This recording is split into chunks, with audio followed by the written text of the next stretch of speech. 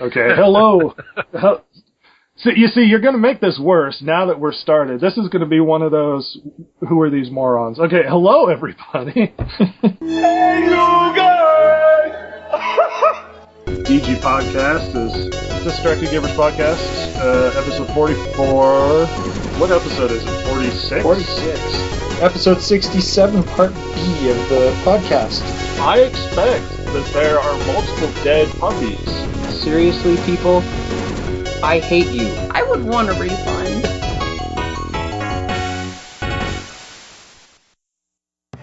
In an internet populated by talented podcasters with shows people actually care about, two men dare to strive for mediocrity.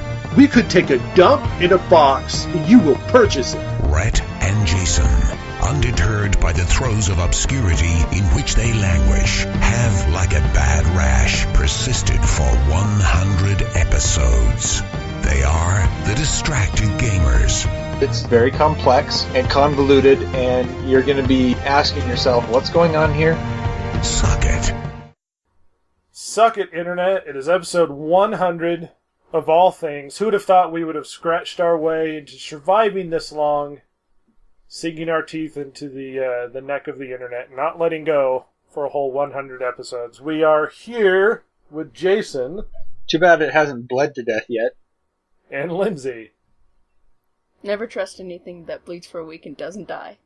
And this has been going on for 100 episodes, you guys. Super true. All right.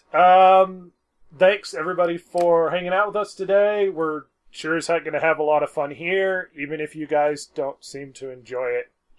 I'm going to move the mic if you enjoy the scratchiness. All right. First of all, Lindsay has some interesting news. She has a PS4 at the moment. Yep, I just barely got it on Sunday as a graduation gift, and been playing a lot of Destiny this week. Pretty much go down on my lunch break and play every chance I get. It's been pretty fun so far. How do you enjoy the PS4? It's a great system. I haven't learned all the ins and outs of it yet, though. I enjoyed Destiny. I'd like to see it on the PS4 though, because I played it on the 360, so I'd like to see, because it was beautiful on the 360. Mm-hmm. So I don't know, what do you think? Do you think it really makes use of the specs, the capabilities of the PS4? It looks really pretty. I can't say the comparison from the 360. But I like it. It runs relatively smooth. A couple things that I don't like about it, though, is the loading just takes forever. That's a Bloodborne problem. I mean, you download, like, gigs and gigs of data on top of having the disc just to play the game. And then you run updates, like, every couple days to install more data. This is something that I noticed when I was playing it on the 360. I don't have Xbox Gold, but I was still connected to everybody else that was playing it on the Xbox network, because they would be in my game. They wouldn't be doing when I would go into an instance, it would shut everybody out. But when you're just running around the world, they were still running around the world too, even though I wasn't able to directly interact with them. They were still there. Yeah. So I can totally see it taking up a lot of space on and downloading all that stuff on when you're playing it. Yeah. I mean, I got the PlayStation Plus for 3 months. I figured this is probably the only chance I have to actually play any video games before vet school starts, so I gotta get in whenever I can. Yeah. But yeah, I mean, it's been interesting so far. I was able to reconnect with, my cousin that I haven't talked to in just years, and he's my age and has a kid and everything, so that was interesting to be able to talk and actually play with them. I played with my little brother, and he's already played the game through, on the Xbox and maxed everything out that he possibly could, and so he just got it for the PS4 because he could. Of course. He plays certain games that he likes, like, to death. He played League of Legends online and was ranked in, like, the top 1,000 people or something to play that game, which is just nuts. I hate League of Legends. Yeah, I mean, he has a lot of free time and stuff, so he can do that. Only people with free time can get in, like, the top of anything. Yeah. Especially League of Legends. League of Legends He's competing with Asian kids. Yes, and he's in the top 1,000 players of the world. Which is That still doesn't impress me at all. I know, it's like, it's not an impressive thing. It's like, obviously he spends way too much time doing it. When I lived at home, he would be playing, and it's like he would scream at the game. He has like that little kid syndrome, where he screams at the game when he gets angry. Like that German kid who would bash up his keyboard. Remember that video? Yeah. I don't know if he still does it, because it has been a couple of years since I've lived with him, but he was fine the other day when I was playing with him, but of course he's played that game to death. We went in and we're running a level, and it's like, he gets like 100 kills to like my 20. I'm like, this isn't fun anymore. You're too good. I can't actually shoot anything. I go to shoot something, and it's already dead. Like, I like to do a sniper rifle, and I'm sitting there and I'm like lining up the shot, and it takes me a couple seconds. To sniper rifle? I like the sniper rifle. You didn't like it at the beginning. I told you. No, more bullets. You don't understand, because I actually use a scout rifle as my primary weapon, and then you have like another weapon that you use, which is always my sniper rifle. I always use the sniper rifle as my special weapon, but you don't get the ammo of that like all the time. You have to pick it up. Yeah, they do ammo kind of weird in Destiny. Yeah, you basically have a primary weapon, a secondary weapon, and then like a special weapon. And so far what I've gotten is like a scout rifle or an auto rifle is what I like to use for primary weapon. And then I use like the sniper rifle or a shotgun, depending if I'm doing close encounter or long encounter. Right. And then I have like a rocket launcher is the thing. But you have to pick up the ammo for the special and you actually have to pick up ammo for all of them, but your secondary weapon and your special weapon, you just don't get that ammo. Right, you're more likely to get the primary weapon ammo than you are to get the special. Yeah, exactly. Yeah.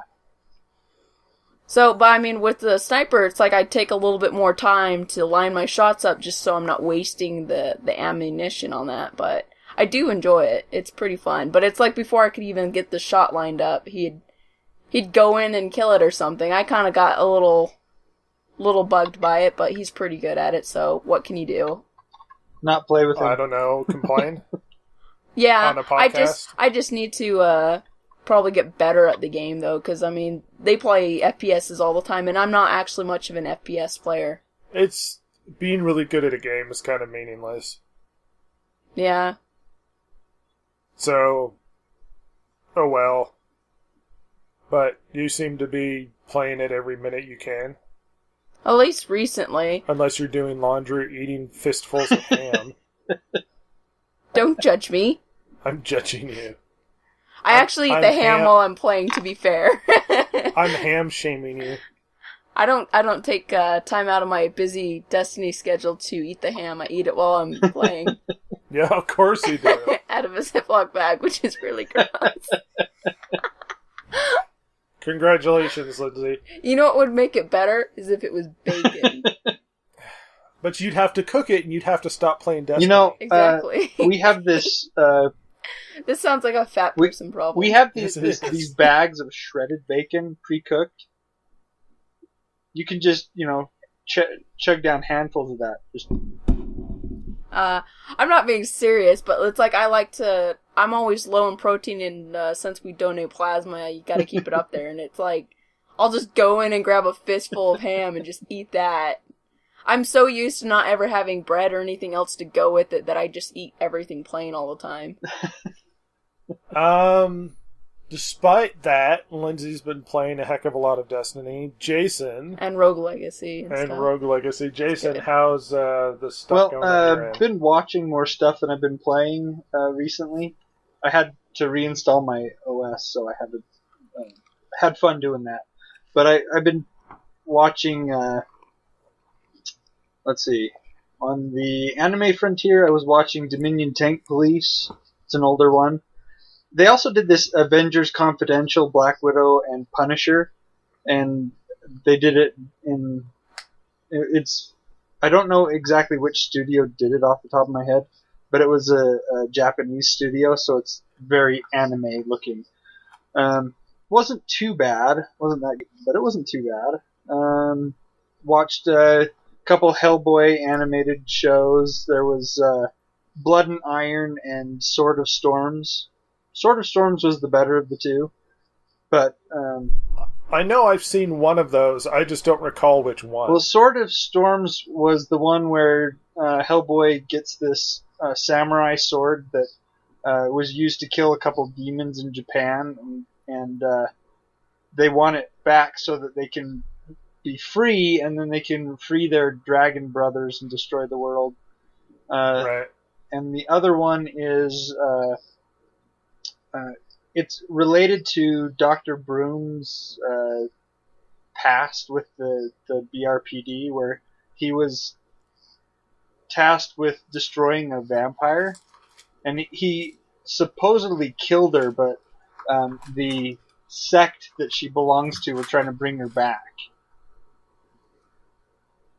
So he gets involved with them. He ends up fighting Hecate, the goddess of crossroads, from the Greek, I believe it was Crossroads, from the Greek pantheon.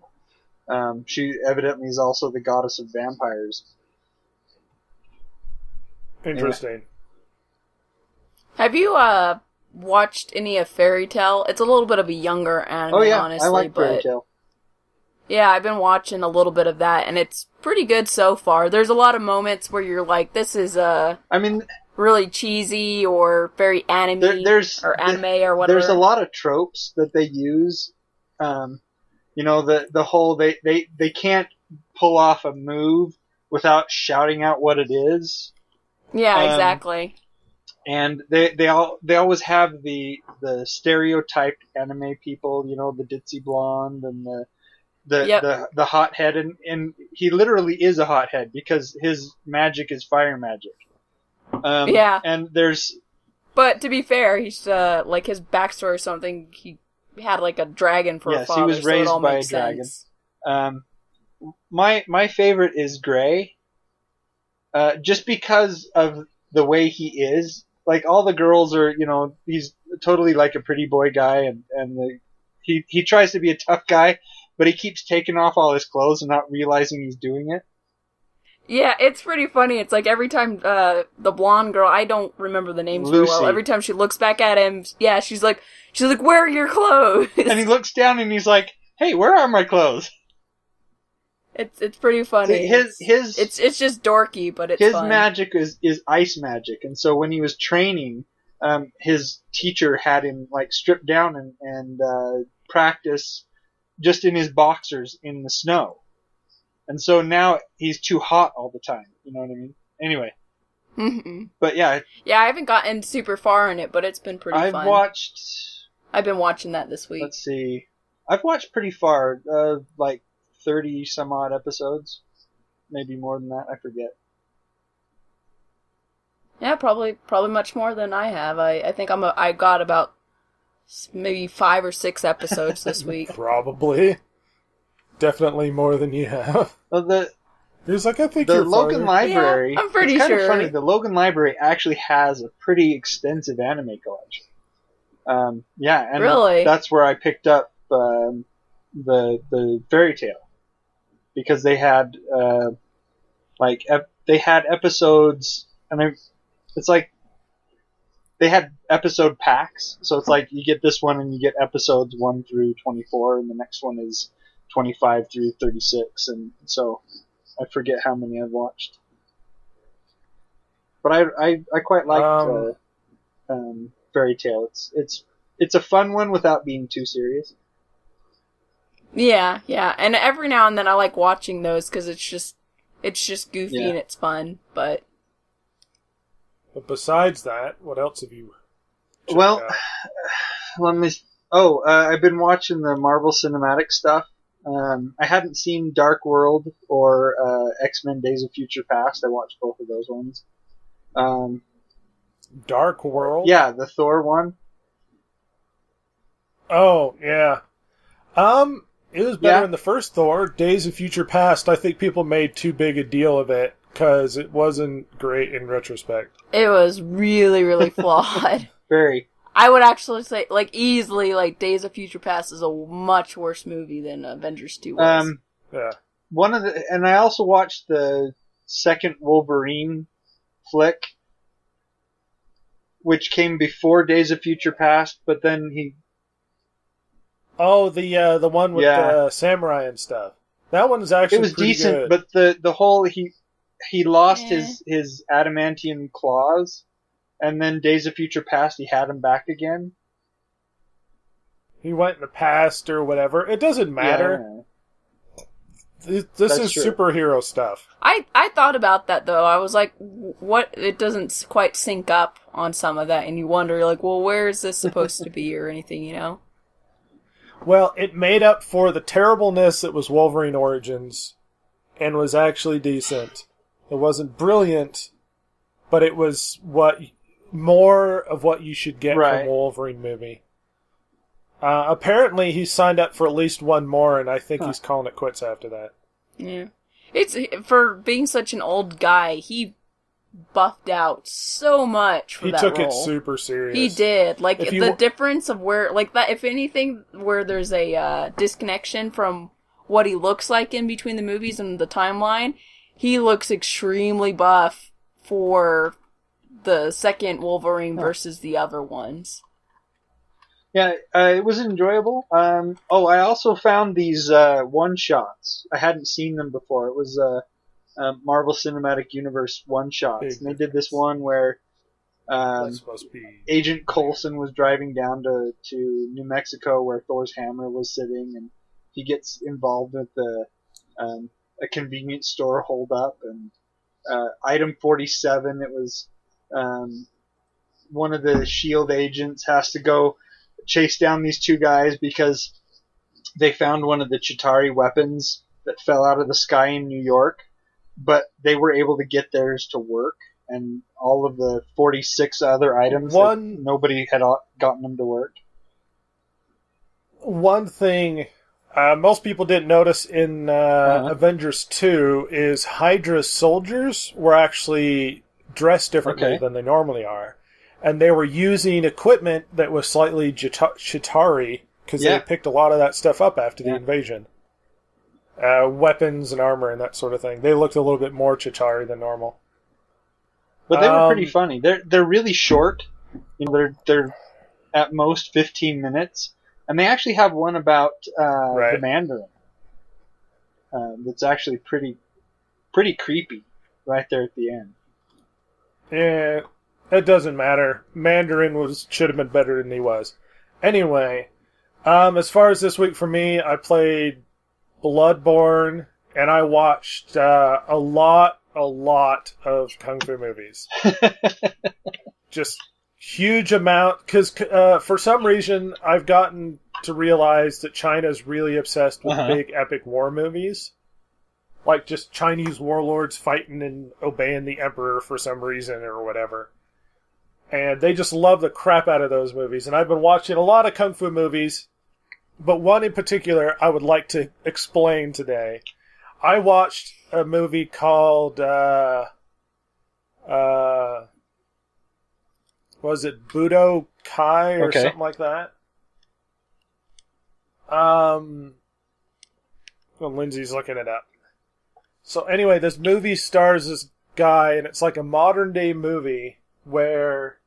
Bushido Man? Bushido Man. 7 Deadly Battles. Yeah, Bushido Man, 7 Deadly Battles. If you ever want to look it up, it's on Netflix. It's good and terrible at the same time. So the guy is essentially trying to become the best budoka in the world, and he's fighting around the world, and he's fighting a bunch of the best fighters in the world. And they each have a scroll for their different disciplines that gives you the secret to being really good at whatever it is they do, right? Okay. So the first guy he fights is this kung fu practitioner. And they have this big... it was decently choreographed. It wasn't fantastic. But whenever he fights them, he eventually, the lesson is he sort of mimics what they do, learns from them, and then beats them. Okay. And he beats this kung fu guy, and he gets it, and he ends up fighting a guy with a sword and a bunch of other things. And it's going okay until he gets to like this last person, who's this chick. And she has a gun on her arms, and actually before her was this Japanese guy who's obsessed with American culture, and he uses a pistol. Okay. Like a 6-shooter, and he dresses up like a cowboy. And whoever did the voice acting did the most cliched, like, Texas accent you could possibly think of. And I was like, why is he fighting a guy with a pistol, and this is considered like a martial art of some kind? And he basically is trying to learn how to beat him, and the guy is too quick, so he sort of loses that first time, and he pees his pants. Like, no kidding, he leaves a pile of piss on the floor beneath his legs. And he's like, oh, well, I'm done with you, and then he leaves. So the secret of the whole thing is the martial discipline that he's learning is he trains really hard, but the best way, apparently, in his martial discipline to learn about your enemies is to eat the food that they eat. That makes sense. So the movie is about him explaining to his master all these fights he had. And his master goes, well, what did he eat? And he starts explaining what he ate. He's like, I ate stick cheese and yogurt in a stick and a bunch of other stuff. And his master's like, I wonder who it is that you were planning on fighting. Wait, you're eating a lot of stick-related food. Is it that guy with the bow staff? I'm like, really? Really? Does a guy with a Oh bow my staff gosh. seriously just eat solely stick food? He does. You don't know. He secretly doesn't actually eat food, he eats sticks. Apparently. That makes sense. But he's like, I only like to eat things in forms of sticks. He must love raw spaghetti. Yeah, the American obsessed Japanese guy ate like steak and potatoes and some other stuff. Yeah, I'd definitely be a steak and potatoes person. He'd have to eat a lot of that. Like he's trying to understand the essence of you as a fighter by eating this food. This is his martial art. It's completely ridiculous. So he would eat fistful of ham to fight Fistfuls me. of ham before he fights Lindsay. But he'll eat the food, and he explains to his master what he's eating, and then his master guesses who it is he fights. And then he goes to fight the guy, and eating the food apparently helps develop a weird sense of his essence, or whatever. The last chick he fights has a gun strapped to her fist, and when she punches, bullets come out of the gun. And it all of a sudden, I'm like, it was ridiculous with the My cowboy. first thought was like, Samus or something like that. No, Picturesque. it was ridiculous with the cowboy. It's even worse with this chick. And so she punches, and then bullets come out. And he goes to confront her, and she's like, I'm done. And then she just gives him the bullet punching things, and then leaves. He doesn't even have to fight her. But you watched her, kill some guys by shooting people. Which is just ridiculous. She doesn't actually, hit it. She, I don't know, 20 feet away, she'll throw a punch, and then a bullet will come out and hit a guy and kill him.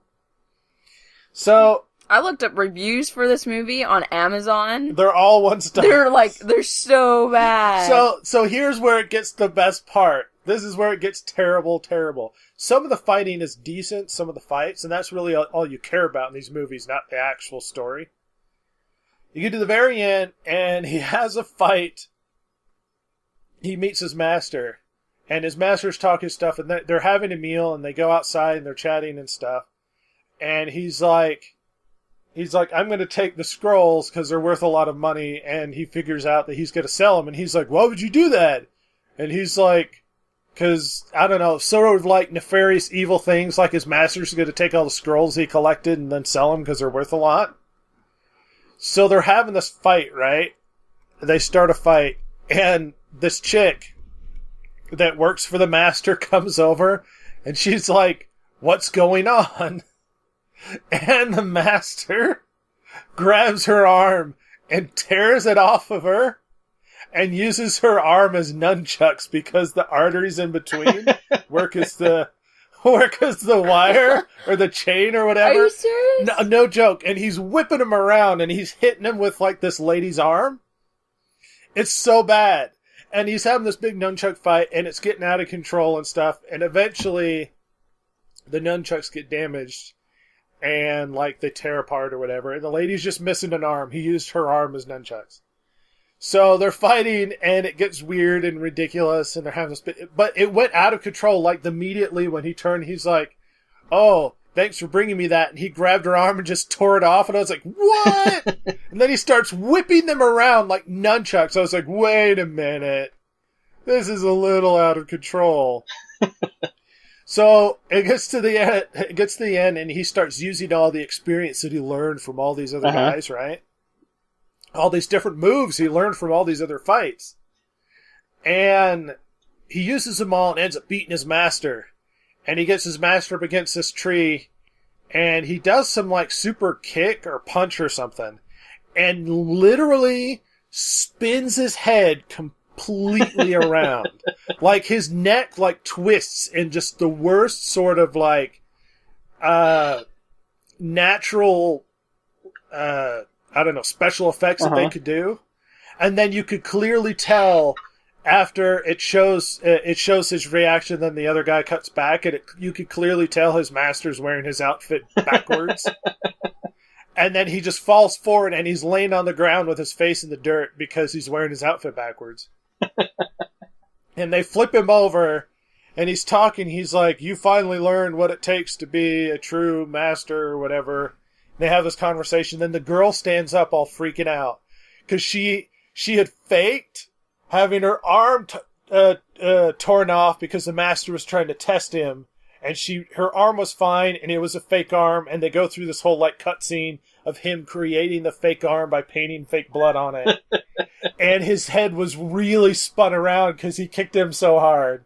And he's like, no, I don't feel very good, but I'll be okay. Like, his head is completely spun around. I'm fine. Like, I'll just sleep it off. No, it'll be cool, you guys. My head spun around, but it doesn't matter. It was terrible and great at the same... It's like that old school, like, terrible kung fu movie that you just have to see. What was that line from the Avengers? You die, walk it off. Where... I just quoted it. If you die, walk it off. I'm trying to remember the first part of that line. He's like, if you get hurt, what was it? And then if you die, walk it off. Yeah. I saw Journey to the West, the big, massive Chinese movie that they made that cost them like $200 million or something. There is actually 5-star reviews on this movie. A very good movie. If anybody knows anything about martial arts movies, it's very much in the realm of ridiculous martial art movie. Terrible, but still... Terrible storyline, but good action scenes. Yeah, decent. Not great, but decent action scenes. I saw Journey to the West, which was like a $200 million movie that they made, and it was the highest single-day showing in China in their entire history. Well, Journey to the West is incredibly, incredibly important to the Chinese. Right. Big movie, massive budget. CGI was terrible. Acting was mediocre. CGI was terrible.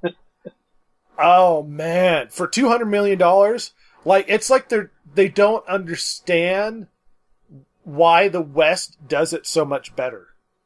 They're just like, no, we'll just spend a bunch of money on it, and it'll be... No, you blew a bunch of money on nothing. Saw the movie. It's pretty ridiculous, but it's good at the same time. And it starts with... I forget what his name was prior to, but Trippy Tika or whatever his name is. Yeah, Tripitaka. Tripitaka. Before that, before he becomes Tripitaka, he's something else. Yeah, I forget his... I've read the book. Right, I know. But I forget the names. It's... Jason likes to name drop Journey to the West frequently. Well, it's kind of funny, because even Dragon Ball is Journey to the West retold. Yeah. But he goes... It's the whole demon hunting part. Yeah. And he hunts all the demons, and then it ends with him and the crew heading off on the journey. There's speculation on whether or not they're going to make another one, but there's no way. Apparently, there's no way they're going to get another $200 million budget. They're hoping for, like, from what I read, like $20 million. So we'll see if that comes up. It wasn't terrible. I have to seen as many kung fu movies as I've had. It's actually pretty on par for the terrible kung fu movies that China produces. So it's not so off base, so to speak. It sounds Amazon review says, if you like Kung Fu Hustle and enjoyed Shaolin Soccer, you will love this. I like both of those movies, but this one doesn't sound like I would like it. What, the Bushido? No, Journey to the West. Journey to the West. Yeah, maybe. Kung Fu Soccer, it's funny, but it wasn't great. Right. Kung Fu Shaolin Soccer is much worse than Kung Fu Hustle is. Kung Fu Hustle is actually pretty great. Yeah, it was pretty good. I quite enjoyed Kung Fu Hustle. It sounds like this movie suffers from the George Lucas effect. Yes. When George Lucas has tons of money, the movies, aren't that great. When he has to rely on actual solid writing and acting. He has to get creative. Yeah. Well, I've learned a few essential things about Chinese Kung Fu movies. One, they really like to do the whenever I'm punched, I spit out too much blood out of my mouth. Yep. 2, they like a lot of exposition at the beginning of the movies. So much exposition. So they like to explain about 20 minutes worth of this is what's going on in the world and everyone's backstory. So you know everything that's possibly happening. Now we're going to see the movie. We start at the beginning of time. It's not as bad as Attack on Titan. Yeah, I think it's an Asian thing, though. Yeah, I'm going to do so much exposition. I'm going to describe every detail I'm thinking about. No, actually, this is like the world exposition. Attack on Titan is I'm going to stop in the middle of a battle and explain why I'm upset. There's a big difference. They explain the backstories of main characters when they were children, why their motivations are the way that they are, and the political situation in the world before you even start seeing anything cool. They do this constantly in these big Chinese war movies. Because they can't have you see this without actually explaining. Like you're not invested in the fight unless you understand point. Where they came from. Yeah, you have to understand what's going on before you start. They also have a thing about endings.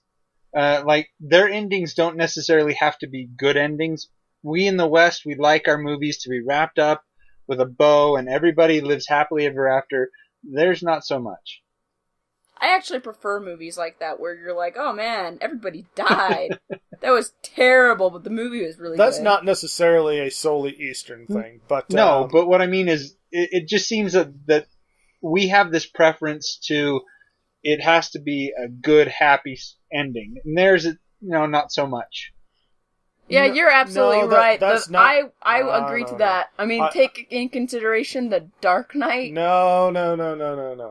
He should have killed Batman. Should have died. No, I've seen way more kung fu movies than you could possibly think of, especially in the last few weeks, and I've gotten to understand them fairly. Are you the expert now? Yes. Okay. It's not because they're trying to make an unhappy movie, because they still actually bring about a happy movie. It's just their happy movies are different than ours. That's what I'm talking about. They can kill off all the main characters, but as long as they wrap it in just the right way, it's like, oh well, everything worked out. Right. It's like to them, I saw this one thing about Saving General Yang or whatever it was, where these 7 sons that are sons of his go to rescue him, and this dude in the mountains is like, if you send them out, only one of them will return if they go save their father. And it's like, oh, okay. Everybody dies but one guy. So it's like a switch on that.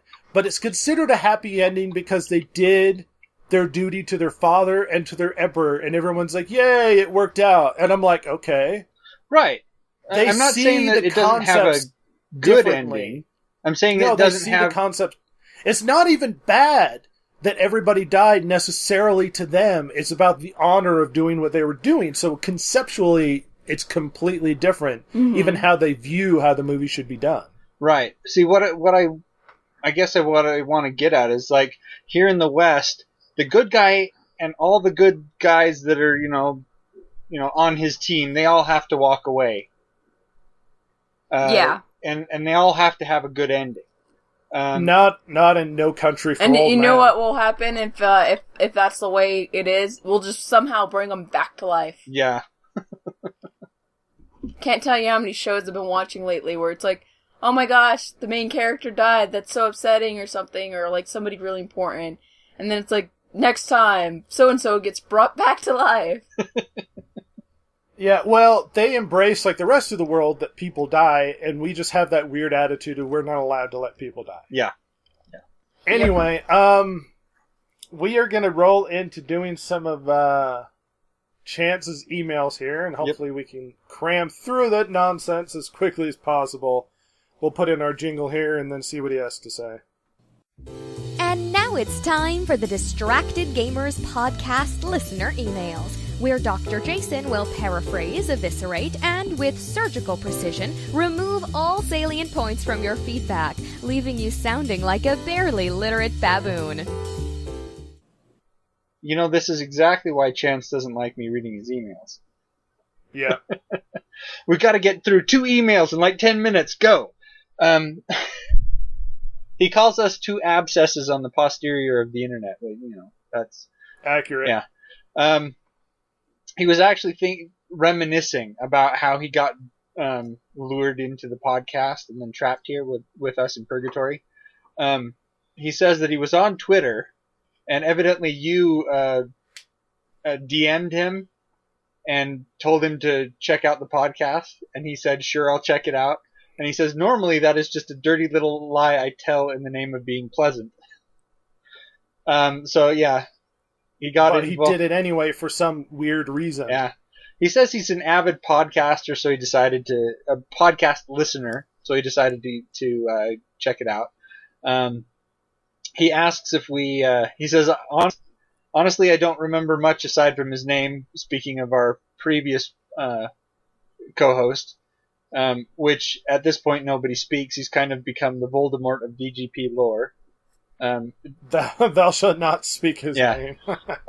Actually, we don't talk to him very frequently. I every once in a while do. He came through a few months back, sold his house here, so he's not planning to come back at the moment. So,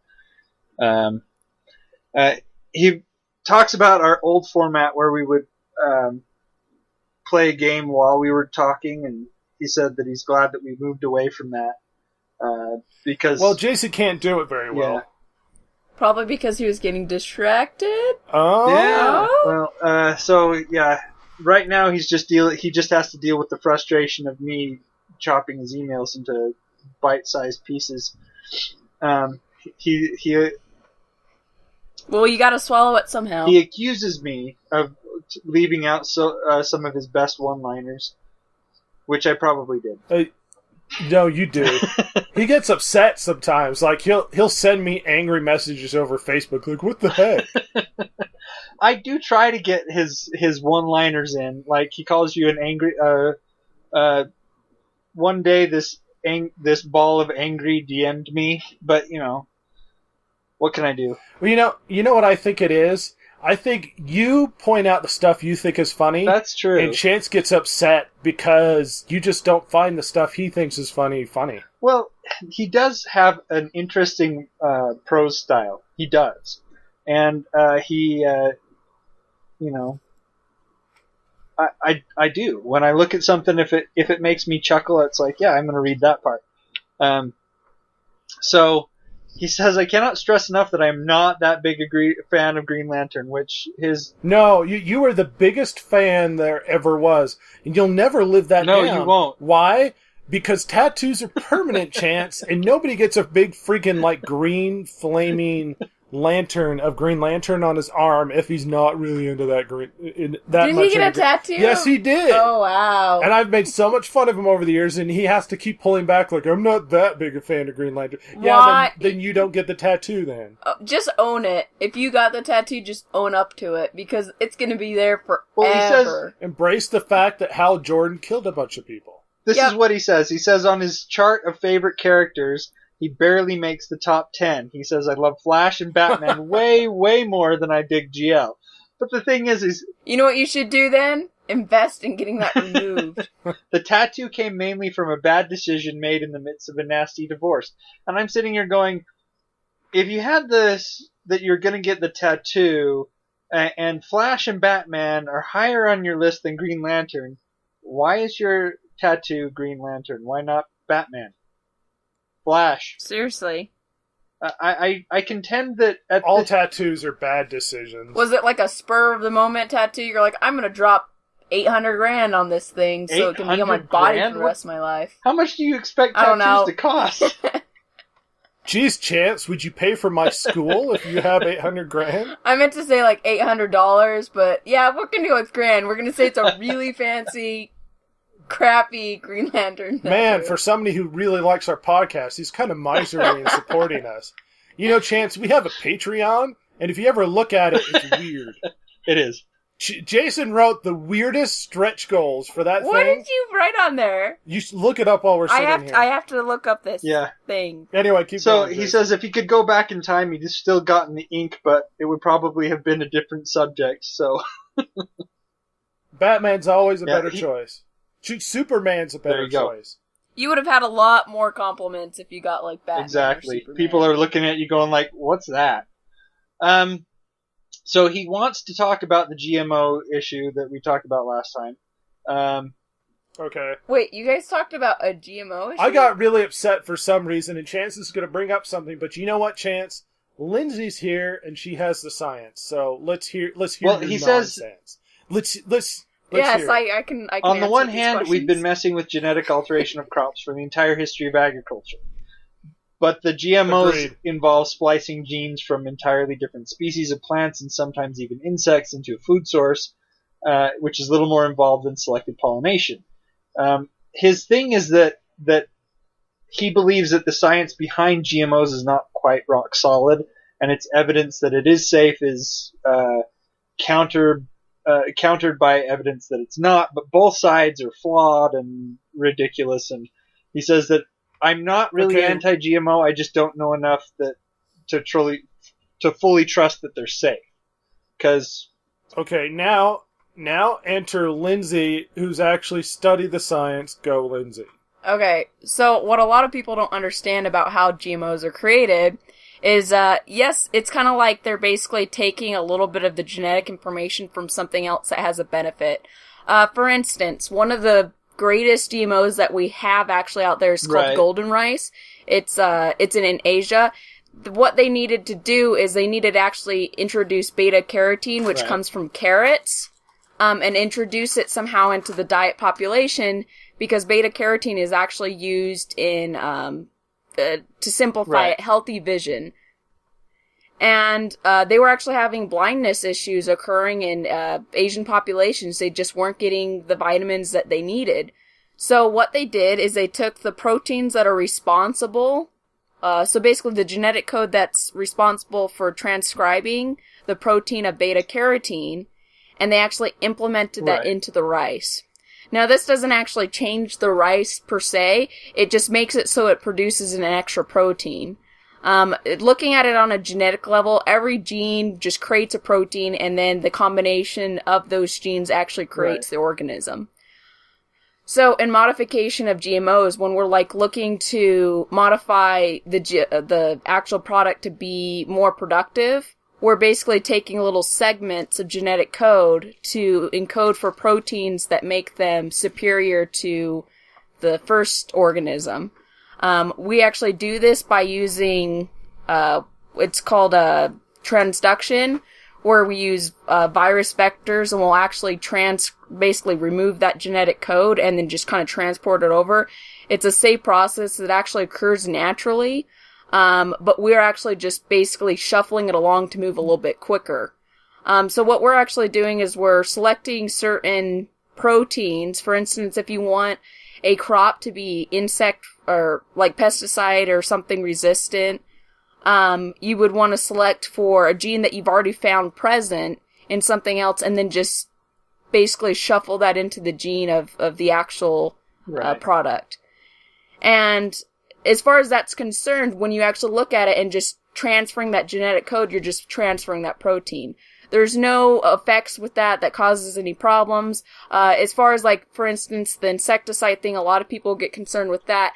However, the actual receptors that have a response in those type of products, we don't actually even carry those receptors in our body. So they're completely non-functioning to us, and they're only effective to, like, insects. And so in that sense, it's safe for us completely that way. So, because there's no way that we can actually absorb that or have any problems with that to cause an effect. In addition to that, just the GMOs, if we didn't have them around, we would not be able to keep up with the world's food supply demands. And it would be really difficult to be as proficient as we are today. We just wouldn't support the world population. Trying to think about what else I would say, but it's not as hard as science as everybody thinks it is. There is a couple studies out there. I know there's a rat study that they've done where they're like, oh, it causes tumors or something like that. That was a big thing that everybody went red flag on. Well, I can tell you right now, considering that I've been a vet tech for a couple years, there's a whole line of certain rats and mice, which they actually used in this study, this specific one, that actually is pretty much notorious for just developing tumors. Rats, as pets or whatever, if you have them for 2 years, it's almost a guarantee that they're going to develop mammary gland tumors. And it's like, even if you get those removed, they keep developing them. And that's just the fact of, we've been inbreeding these lab mice for so long, and they just are predisposed to have those tumors developed. They just have certain genes that don't function right in the cancer regulation, and so they just have just problems, and it just occurs in their population. It's actually a study that I actually did a little bit of this last semester looking into it. Huh. That's interesting. So it's not even being fed the GMOs or anything that's increasing cancer rates or anything. These rats literally are just going to have cancer one way or the other.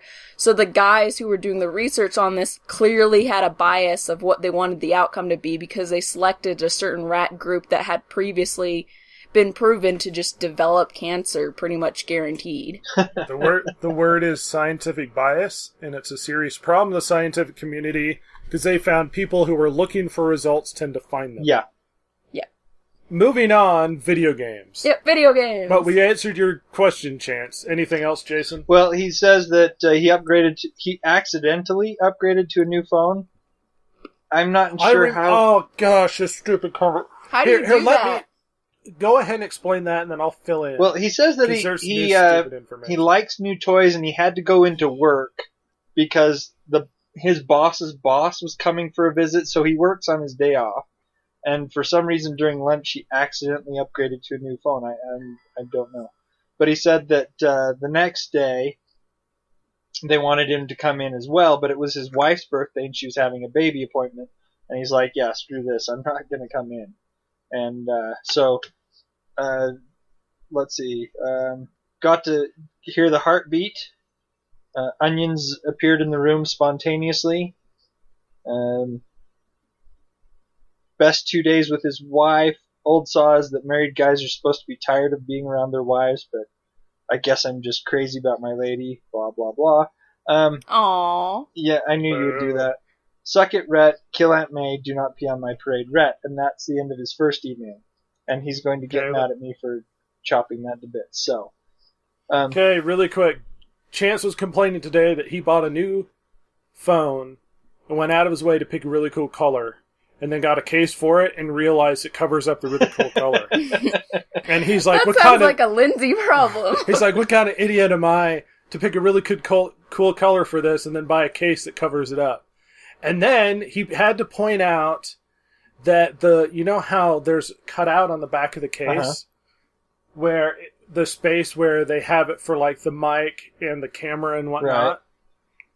He had to point out and take a picture and show it on the internet how the cutout space for the back of the case to show the camera and whatnot actually makes the shape like a dong. Oh my gosh. And he super showed it on the internet, and he's pretty proud of it, I guess. I don't know. That's terrible. I can relate to the phone thing because my screen cracked about a week ago. and Rhett was very nice in fixing it for me. And we went through the trouble of getting the same color, like faceplate and everything, so it would be pink.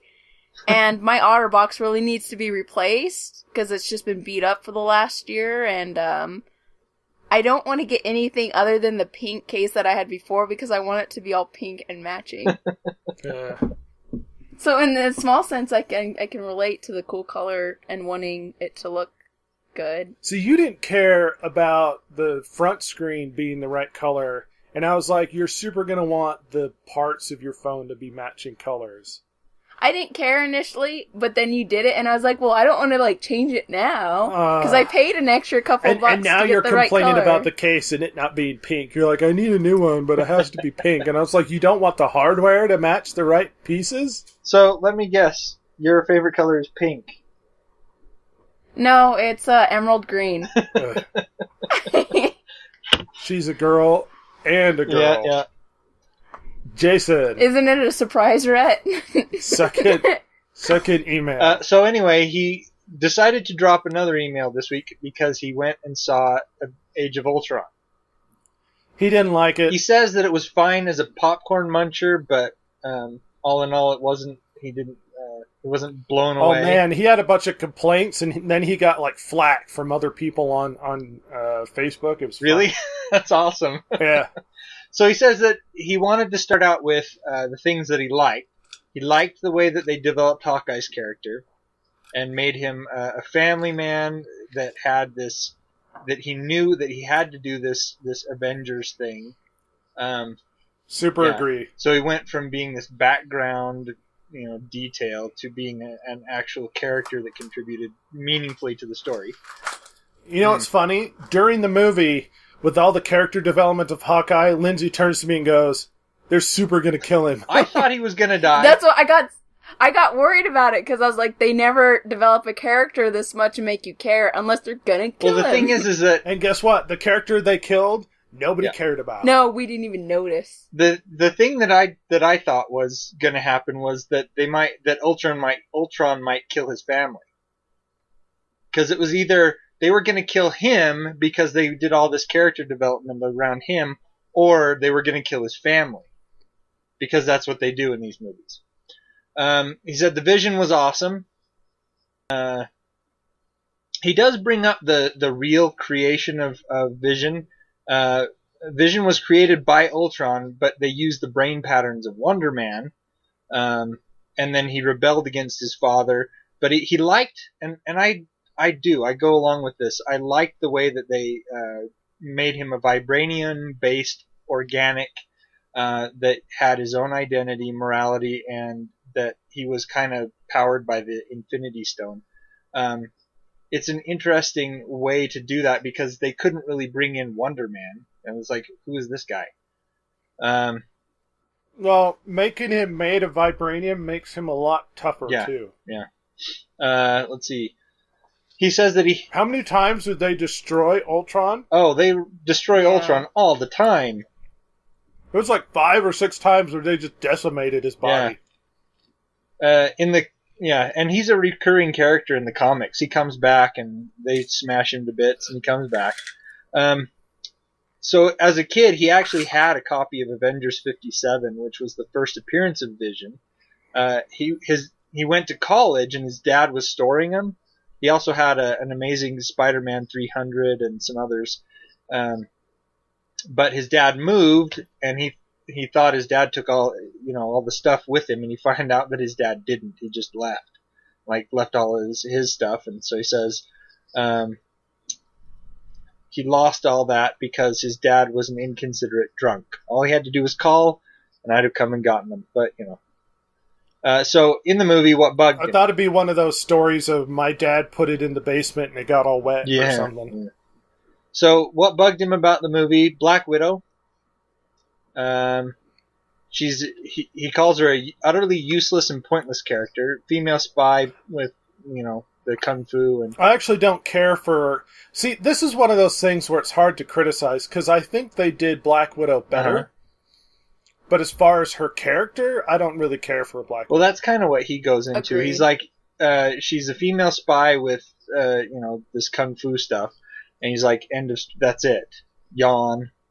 And he says that he didn't like her being played by Scarlett Johansson. He says she's a beautiful woman, but and I do feel this way as well. It's like she was chosen for her star power, not because she was right for the role. Agreed. And then her whole relationship with Bruce Banner, and I thought that was weird too. He's like weird as crap. Yep. Is it that said, Bruce, man, come on. If Scarlett Johansson wants to get naked with you, brother, you get naked with her, period.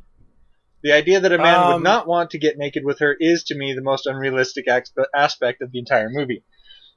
I don't want to get naked with her. Maybe he has morals or something. He's like, I kill people as a giant green guy. I don't want to sleep with this woman. I don't want to be naked in the same building as her. Like, I might be, like, showering, and she might be showering somewhere else, and I wouldn't like it. Yeah. So, Scarlet Witch and Quicksilver, he said, irked him to no end. First, they're freaking mutants, and I don't know if he knows about the whole deal with Fox and stuff. Yeah, Fox actually owns the X-Men, and by proxy, the term mutants. And they can't actually, in the Avengers movie, bring up mutants. Well, they just they can't. don't actually. They own the rights. No, to them. they do. They own the right. No, they own the rights to mutants in the Marvel universe. They literally cannot bring it up in which the is Avengers which is stuff. why it's such a big deal that Spider-Man is going to be in Captain America Civil War. because Sony agreed, and they're doing a buddy up thing. See, Sony owns the rights to Spider-Man and basically everything associated with him, and so they had to go through a lot to get that to go together. So he says the kids of Magneto being turned into some lab experiments holds no water with me as a fan. Yeah. Like we said before, if they took out those two characters, it wouldn't have changed the plot. It would have. And then he was distracted because Wanda was being played by Elizabeth Olsen, the elder sister of the Olsen twins. Who, in my mind, aren't even real people so much as they are weirdly aloof humanoid constructs. That's why it works to cast her as Scarlet Witch. Because she looked like an aloof human construct. And then I'm glad Lindsay caught the whole fluctuating accent, too. By the way, when Quicksilver died, it bugged me. Not necessarily because he liked Quicksilver, but because Quicksilver was running away from bullets, and if so, even if the bullets hit him, he'd have been going so fast they would have had little impact, if any. Certainly not enough to puncture and kill him unless he suddenly stopped in front of them, which I don't think he did. It was Here's hit, a good then example. stop running. My cousin used to have a really low-powered BB gun, and it was so low-powered that it wouldn't penetrate your pants like jeans. So we could run, and the other guy could shoot at you, and it wouldn't penetrate anything. And we used to hit each other with the BB gun. I knew a guy who would do that, yeah.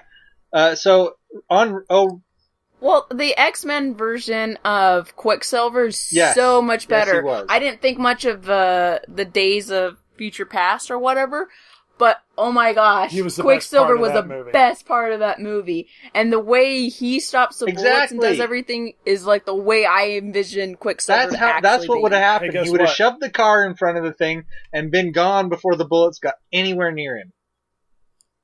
Yep. Guess what? Worst part of Days of Future Past, in my opinion? Kitty Pryde. Yeah, how she could send about people back in time wrong. For some reason? It was so wrong. For some reason? Where did that come from? They just needed somebody else to have an extra power, and Ellen Page has got star stuff, and why not? Screw it. They should have just come up with a new character, and that was her power. They should have. It would have been better. So, the problem is I like Kitty Pryde, and I tried really hard to rationalize it.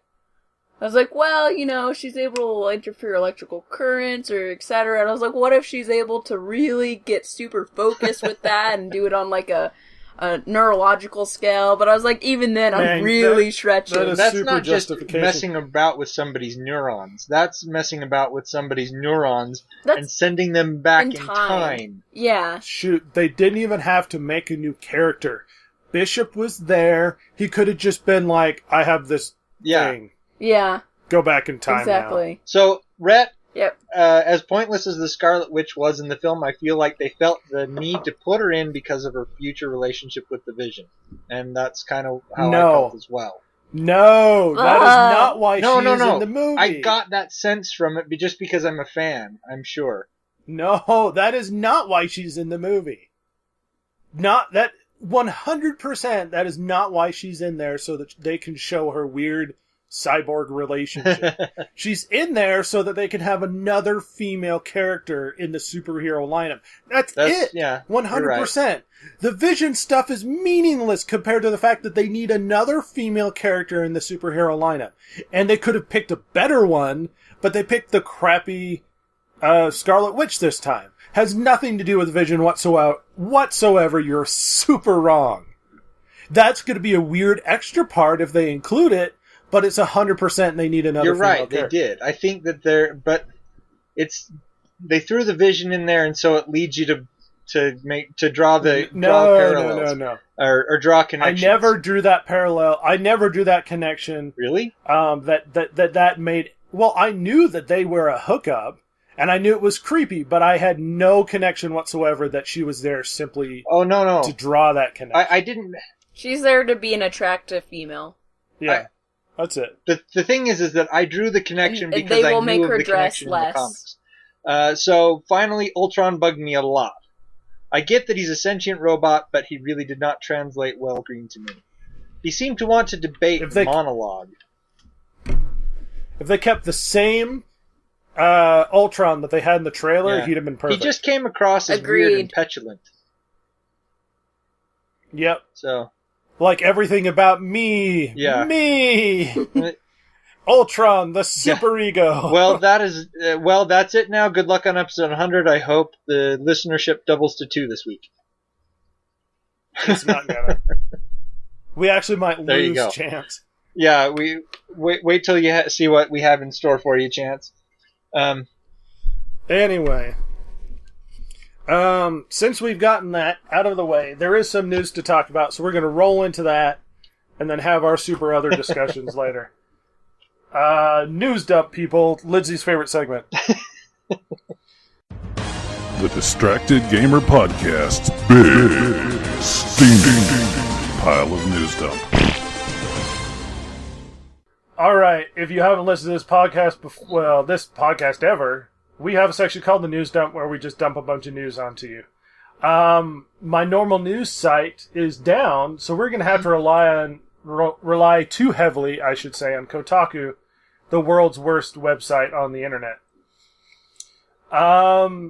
So, apparently, according to people analyzing concept art from Assassin's Creed, it looks like one of the people in there, based upon the tattoos, without actually seeing anybody's faces, that a character in the concept art has the same tattoos as Brock Lesnar. So it's possible, very likely, that Brock Lesnar is actually in the new Assassin's Creed movie.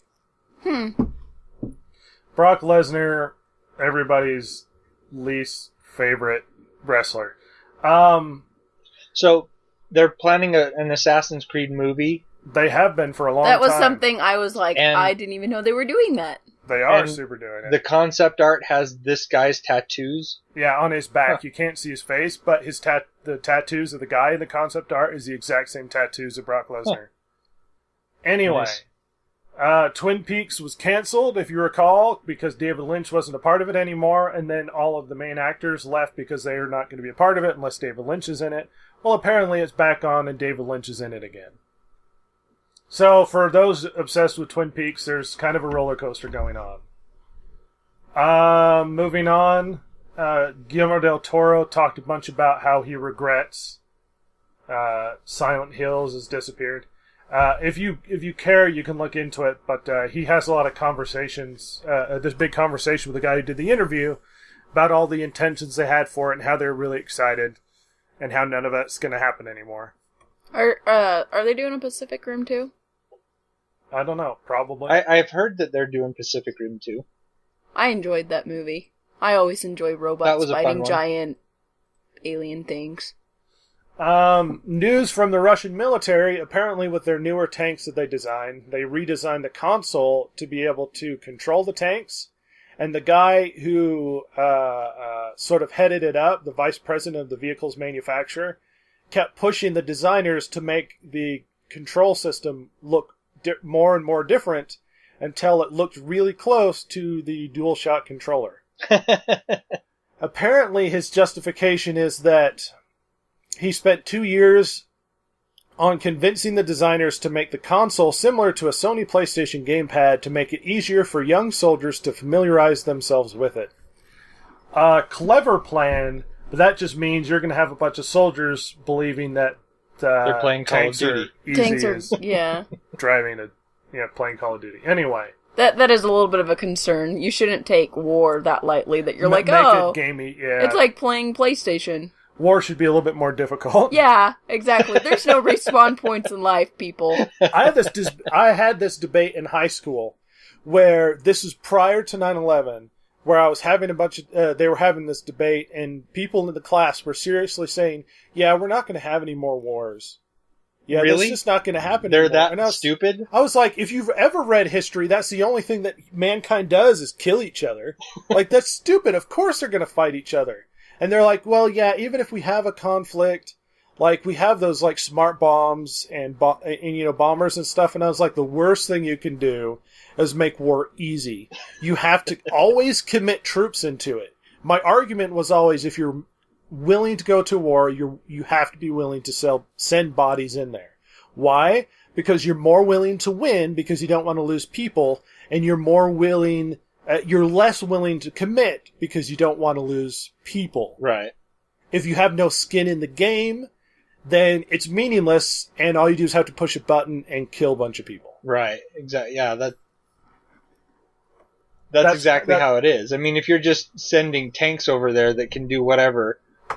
Well, be driven by now, PlayStations. Drones now. There are guys sitting in California in bases killing people. Exactly. With drones. Fighting the war at home. It's my day job. I work from home. There's a new game called Rock, How do I Paper, get in on that one? Yeah. You'd be qualified. What's the Daniel Tosh joke? We owe it to soldiers to have a delicious breakfast and drive to war. Let's move the war out of Afghanistan and bring it here. We'll just find a big empty space. We can all shoot at each other there. Oh gosh. We owe it to I just love the line. We owe it to our soldiers to have a delicious breakfast and then drive to war. They're making a new indie game called Rock, Paper, Scissors, and it actually looks fun. They're having big rock, paper, scissors match on top of a moving train. Anyway, I thought I'd point that out. So there's this interesting story that happened about Kojima and Konami. I'm going to read the information. Days ago, Konami issued a takedown notice for a YouTube video that was critical of the company.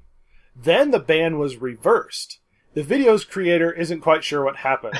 George Super Bunnyhop Weidman published Kojima vs. Konami an investigation more than 2 weeks ago, in which he alleged an insider at the company had passed on information about the deteriorating relationship between the Metal Gear designer and Hideo Kojima and Konami.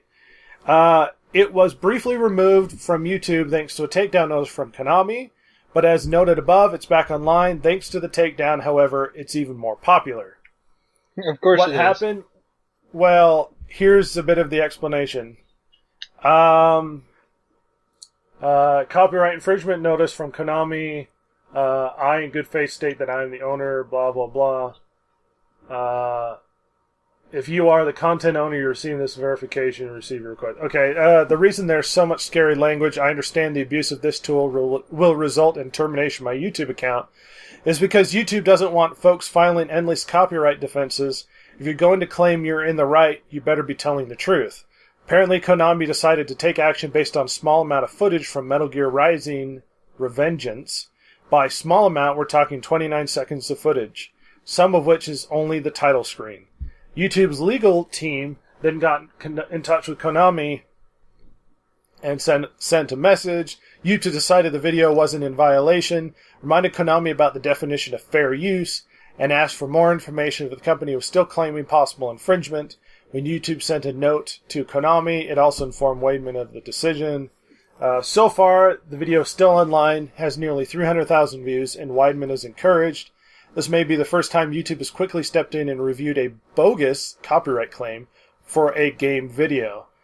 If that's the case, then my situation may be breaking new ground, and this could be good news for YouTubers everywhere. So there's a lot behind this whole story for a few different reasons. First of all, YouTubers have been having a problem with copyright notice takedowns for a long time, mainly because all you do is, you could be a 12-year-old kid and claim a copyright notice, right? And YouTube will always err on the side of caution, take you down, and then you have to go through this full process of trying to get it back up. And it's a huge effort, and it's really difficult. YouTube is apparently improving that, but they're very wary about copyright infringement because of the whole music issue and a bunch of other stuff. So if there's even a question, they will basically take you down because of it. The other thing is the content that they had on Konami. I can't remember exactly what it was, but apparently the point was that the insider was claiming that Konami was doing a lot of weird, nasty stuff to Kojima and his guys, sort of trying to force them to quit or force them into bad situations, and sort of how bullying. Bullying, sort of how bad the climate was behind the scenes. Now, here's the problem. Leaked information by anonymous informant, no corroboration, and in the news agent, in news in general, you have to have at least two other sources to corroborate that information. And if you don't, then it's potentially libelous. Right. Because it's just basically, oh, you're saying crap about our company, we don't know what's going on, yada, yada, yada. But for Konami to come out so strongly means that it's very likely true. You know what I mean? Well, it's at least suspicious. You know what I mean? It's like maybe something in there, maybe half of it is untrue. You know, we don't know. But because they reacted so badly, it's like, maybe we should take a look at this. If they just ignored it, you know, we wouldn't know anything about it. It would have stayed hidden on the internet. Hardly anybody would have taken a glance at it. But because they made such a big deal about it, it's now more popular than when it was before they got issued the takedown notice. Yep. A massive ban has hit World of Warcraft basically because of PvP, and they've kicked out more than 100,000 World of Warcraft players. What? How are they getting that money? Most of them are people who are cheating in various PvP battlegrounds with third-party programs and using interrupt scripts. Oh, wow. Because, I mean, last time I played World of Warcraft, I got on to play, and it was, like, late at night or something, and almost every single person in the PvP ground was a bot. It was terrible. I was like, it's like you see them go, because it's like they mount up, they go to this location.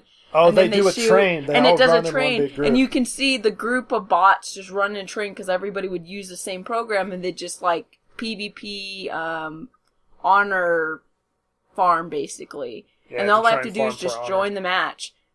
And it's ridiculous because it's like you just see the groups of bots from both teams go back and forth and follow the exact same patterns, and it's silly. And it doesn't make it fun anymore. So that's probably a good thing for them to be doing, because people are going to... I bet it's even worse than after I stopped playing, because it wasn't fun anymore. Do you remember that Keith from our karate class? Rhett? Yeah.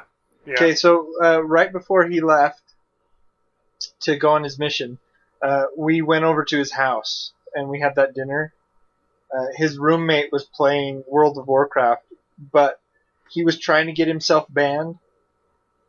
I remember that because he was spending too much time on it, so he was running his player on a bot, hoping to get caught so that he would get his player banned so that he wouldn't play it anymore. Huh. At any rate, at least Blizzard is being proactive about the problem. Yeah. sad news. Harry Shooter, who for decades has worked as one of the stars on The Simpsons, lending his voice to characters like Ned Flanders, Mr. Burns, Principal Skinner, Waylon Smithers, has seemingly announced that he will no longer be working on the show. Aww. TMZ claimed over the weekend that attempts to renew the long-running cartoon for 27th and 28th seasons were being held up by Shearer, who was reportedly fine with his pay offer for the new season, but had issues with the back-end and merchandising rights, because for a long time, these voice actors have been working on one of the longest-running, biggest money-making series in a long time, and have had 0% on any of that. So he actually said, well, why don't I get a portion of this? And it was held up for a long time, and because they were refusing on stuff, it forced him to quit.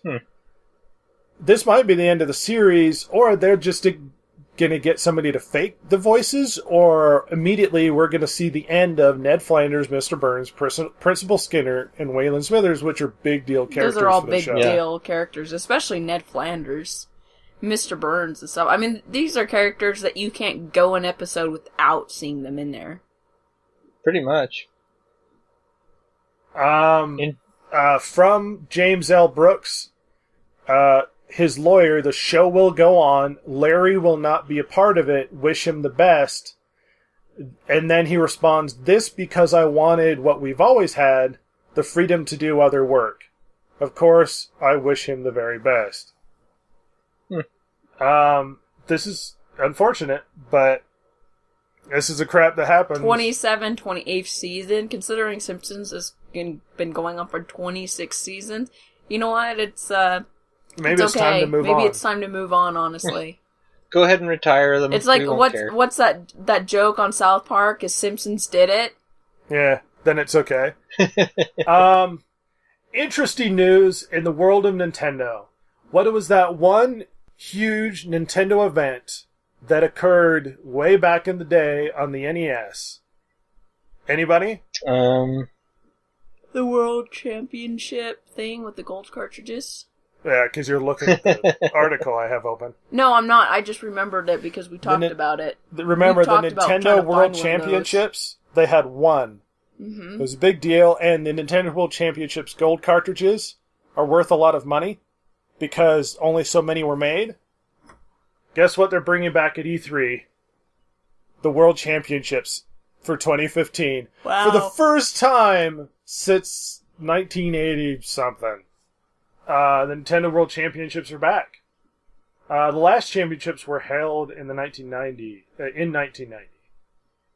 So wow. Yeah, another World Championships. This is actually going to be amusing.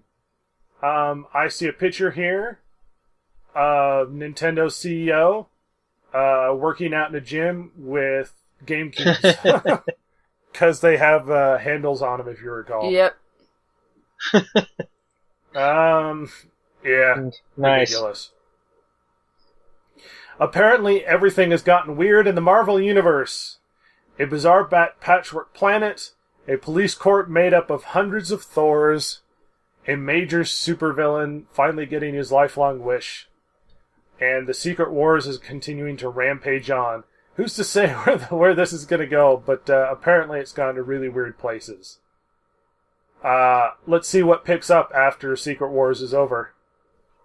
But apparently there's a bunch of Thors now all in the same universe.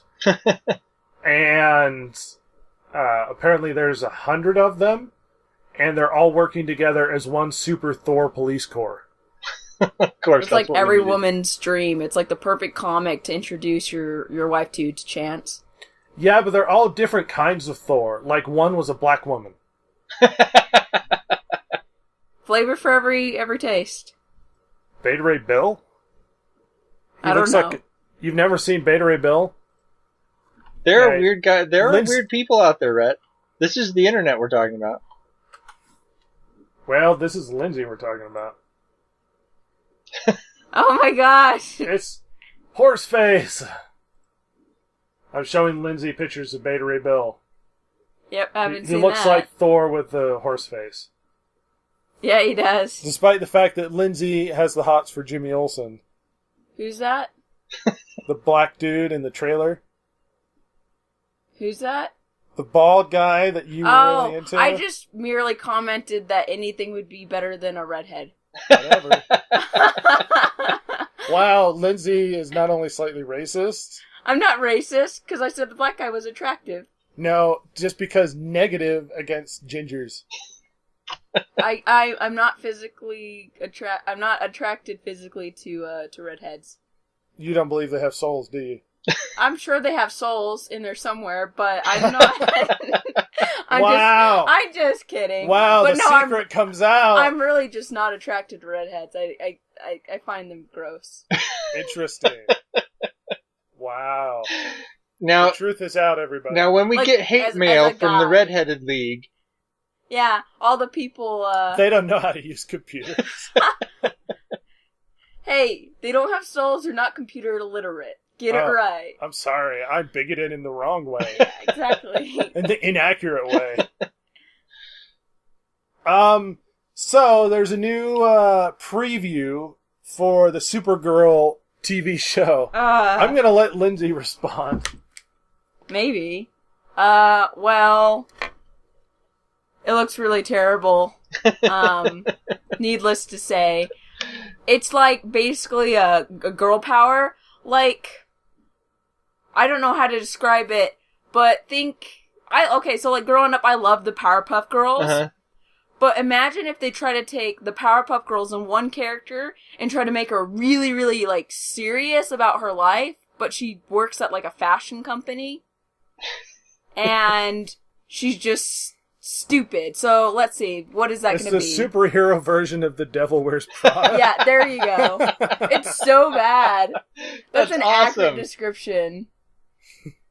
It's like if Supergirl worked at that place that was in The Devil Wears Prada, and she's just a normal teenage girl who's trying to be a girl and be hip and do cool girl power stuff. And fly around and... It's like Disney-style girl power, though. It's pretty bad. Well, like, when they played the music, I started to go, oh my gosh. Oh my gosh, this is like, you could do it. Yeah. I was like, this is... They're not even... So here's why women should be offended. Because they've turned this into... She's being over-objectified because of the tiny skirt. She's turned into a simple... dull-headed teenage girl, even though she's in her 20s. Yeah, they initially tried to present her as, like, this smart girl with, like, glasses and a modest dress working at, like, this fashion company. Yeah, no intelligent girls working at a fashion company. And then it's like, oh, okay, well, and then apparently she opens her mouth and you think, total airhead. She sounds like an airhead. She sounds like she's self-absorbed. Like, oh my gosh, that kind of airhead. I know. I want everybody to know who I am. Isn't that great? This boy thinks I'm cute. Exactly. This reduces women to idiotic roles. They would have done better to take her more seriously and then given her the sort of drama that teenage girls normally have. Instead, they turned her into an airhead blonde that everybody gets to look at. And then girls get to be like, oh yeah, Supergirl. She's really into fashion like me, and she can lift airplanes. Have you seen Superman Apocalypse? Or Superman Batman, whatever that one is? Yeah. Now, I'm not saying it was the best that they've ever done, but Supergirl was a lot better in that one than she is, at least so far that we've seen in this trailer. Oh my gosh. That's what she would say. No. Yeah, well, that's what she would say. I just figured it out. You know what they need to make this movie better? Go ahead. You know what they need. Look into my eyes. You know what they need. She needs, in her small group of friends, a duck. Oh my gosh. Because if anything has taught me about movies, there has to be a mildly unattractive girl to make the other one seem more attractive, but then secretly is attractive after she has the makeover moment. Well, yeah. Actually, kind of, it's her. She is the Duff. Yeah, somehow she's hiding herself by taking off glasses and being normal looking. She's like, they can't tell it's me. Yeah, it's the same thing though with Kent Clark. It's like he wears glasses and looks Clark like Kent. You're Clark doing Kent. what I used to do when I was younger. High five? Hand five. Yeah. Hand five? High I always five. say hand five. You're so weird. Never heard that phrase in my entire life. Lindsay's like, hand five? I'm like, what? Never heard of that. I've never learned At least it the right way with growing up. Superman, the concept was that if you wore glasses, it made a big enough change in your facial appearance, it was harder to tell. He had different mannerisms. He was a lot more reserved. Yep. He stayed sort of out of limelight. Like, they did it so well. Everybody hates Superman Returns, but Brandon Routh played the best Clark Kent I've ever seen.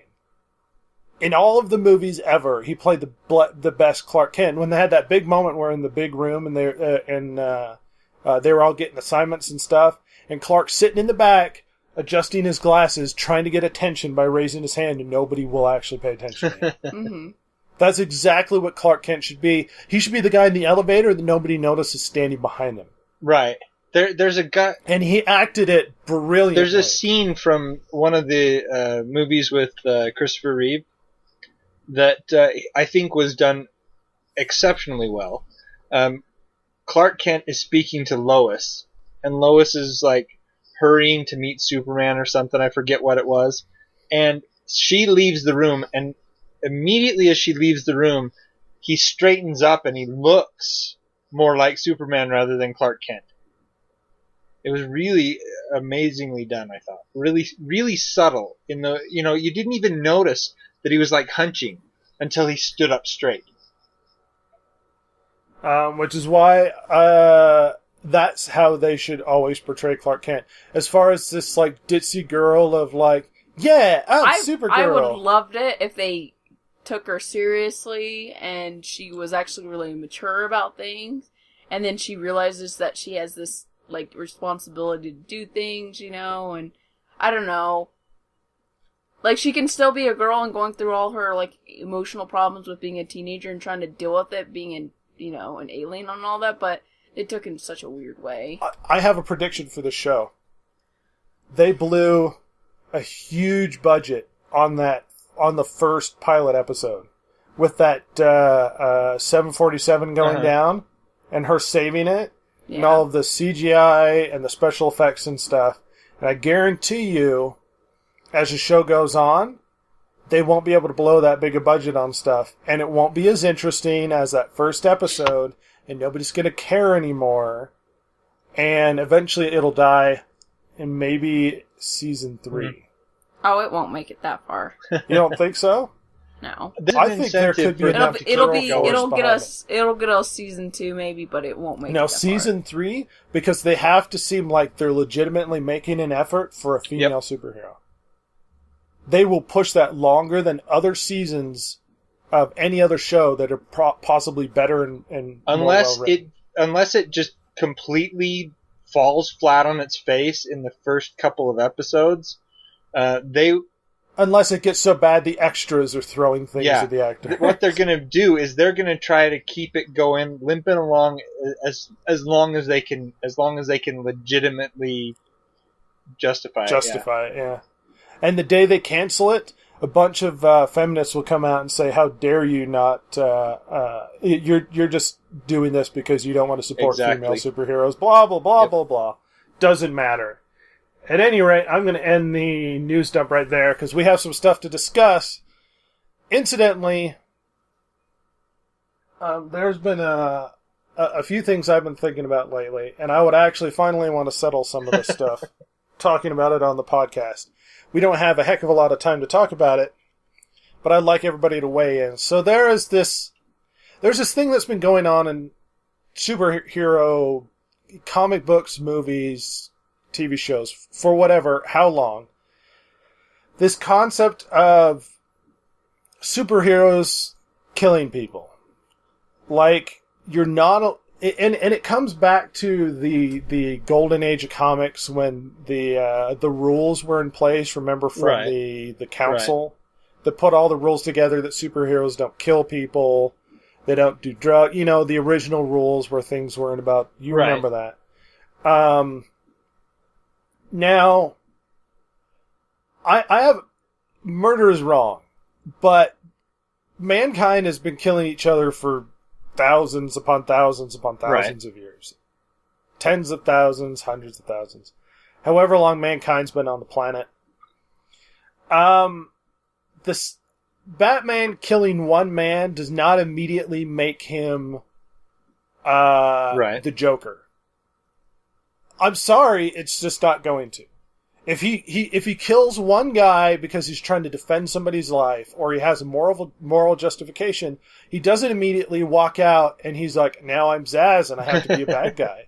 I have to start murdering people because murder somehow turned me over to the other side. There's been countless situations of soldiers in the military who have come back from combat and not actually had a huge moral conscience issue because they knew they were fighting for something that they morally didn't have a problem with. During Vietnam, we had a lot more issues with that, with people having like serious PTSD and that sort of thing, mainly because they had issues with how the war was conducted, or they didn't agree with it, or because they were drafted or they were and they didn't kind agree of with the fuzzy war. on the morality behind it from our perspective. I think it's more of a moral character decision, and part of the actual character that they have to have certain boundaries established, and that actually becomes part of their identity. I agree, but it's been implied for too long, and this is a modern age of comics, it's been implied for too long that if someone simply steps a little bit over the edge, then they're just now bad guy. It's like well, I'm not saying just because one person kills once, they're going to start going to killing for everything, but but every to get to hero that has point, to get to that point where they have to kill someone means them losing kind of part of themselves. Right, but everybody has that. Every single hero is like, I can't go that far. Superman just killed a guy in a movie. If anybody should have the justification for never having to kill anybody, it would be Superman. He's Superman. Why should he freaking care? Now, I heard Max Landis, argue that it was justified mainly because Superman is living in a world full of children, essentially. And Zod is essentially another adult. And he has to stop the other adult from killing the kids. He's like, you don't kill children, they don't understand, and you're basically invulnerable to all of them. Yeah. You kill the adult because he's going psycho and trying to kill the other children. And I think that's a legit justification, despite the fact that I think it should be outside of Superman's personality. But I don't think that killing somebody immediately makes you turn a switch and now you're the Punisher. And now you're just going to start murdering wantonly. No. Like, at the end of Dark Knight Returns, he finally kills the Joker, and he doesn't become, like, super deadly Batman. He doesn't actually kill the Joker. He lives with it. He doesn't. He in the comic book, he kills the Joker. You're right. I'm thinking Keep with me, you guys. I saw the show recently. More recently than I read the comic. The Dark Knight Returns, he super snaps his neck. Yes, he does. Anyway, moving on. And it's like, and then you have the retarded situation where the concept of, I'm not going to kill you, but I don't have to save you. Yeah, that one too. Like, somehow that's not murder. Like, in Daredevil, he knocks a guy onto the train tracks, and the guy's freaking out, and he's like, that's the D train coming. And it's like he didn't kill him. He's like, I'm just going to stand back and watch you die as this subway train hits you in the head. I didn't murder anybody, though. Yeah, that's where it gets into that, he you know, I don't know. Technically, no. From the standpoint of murder, he didn't.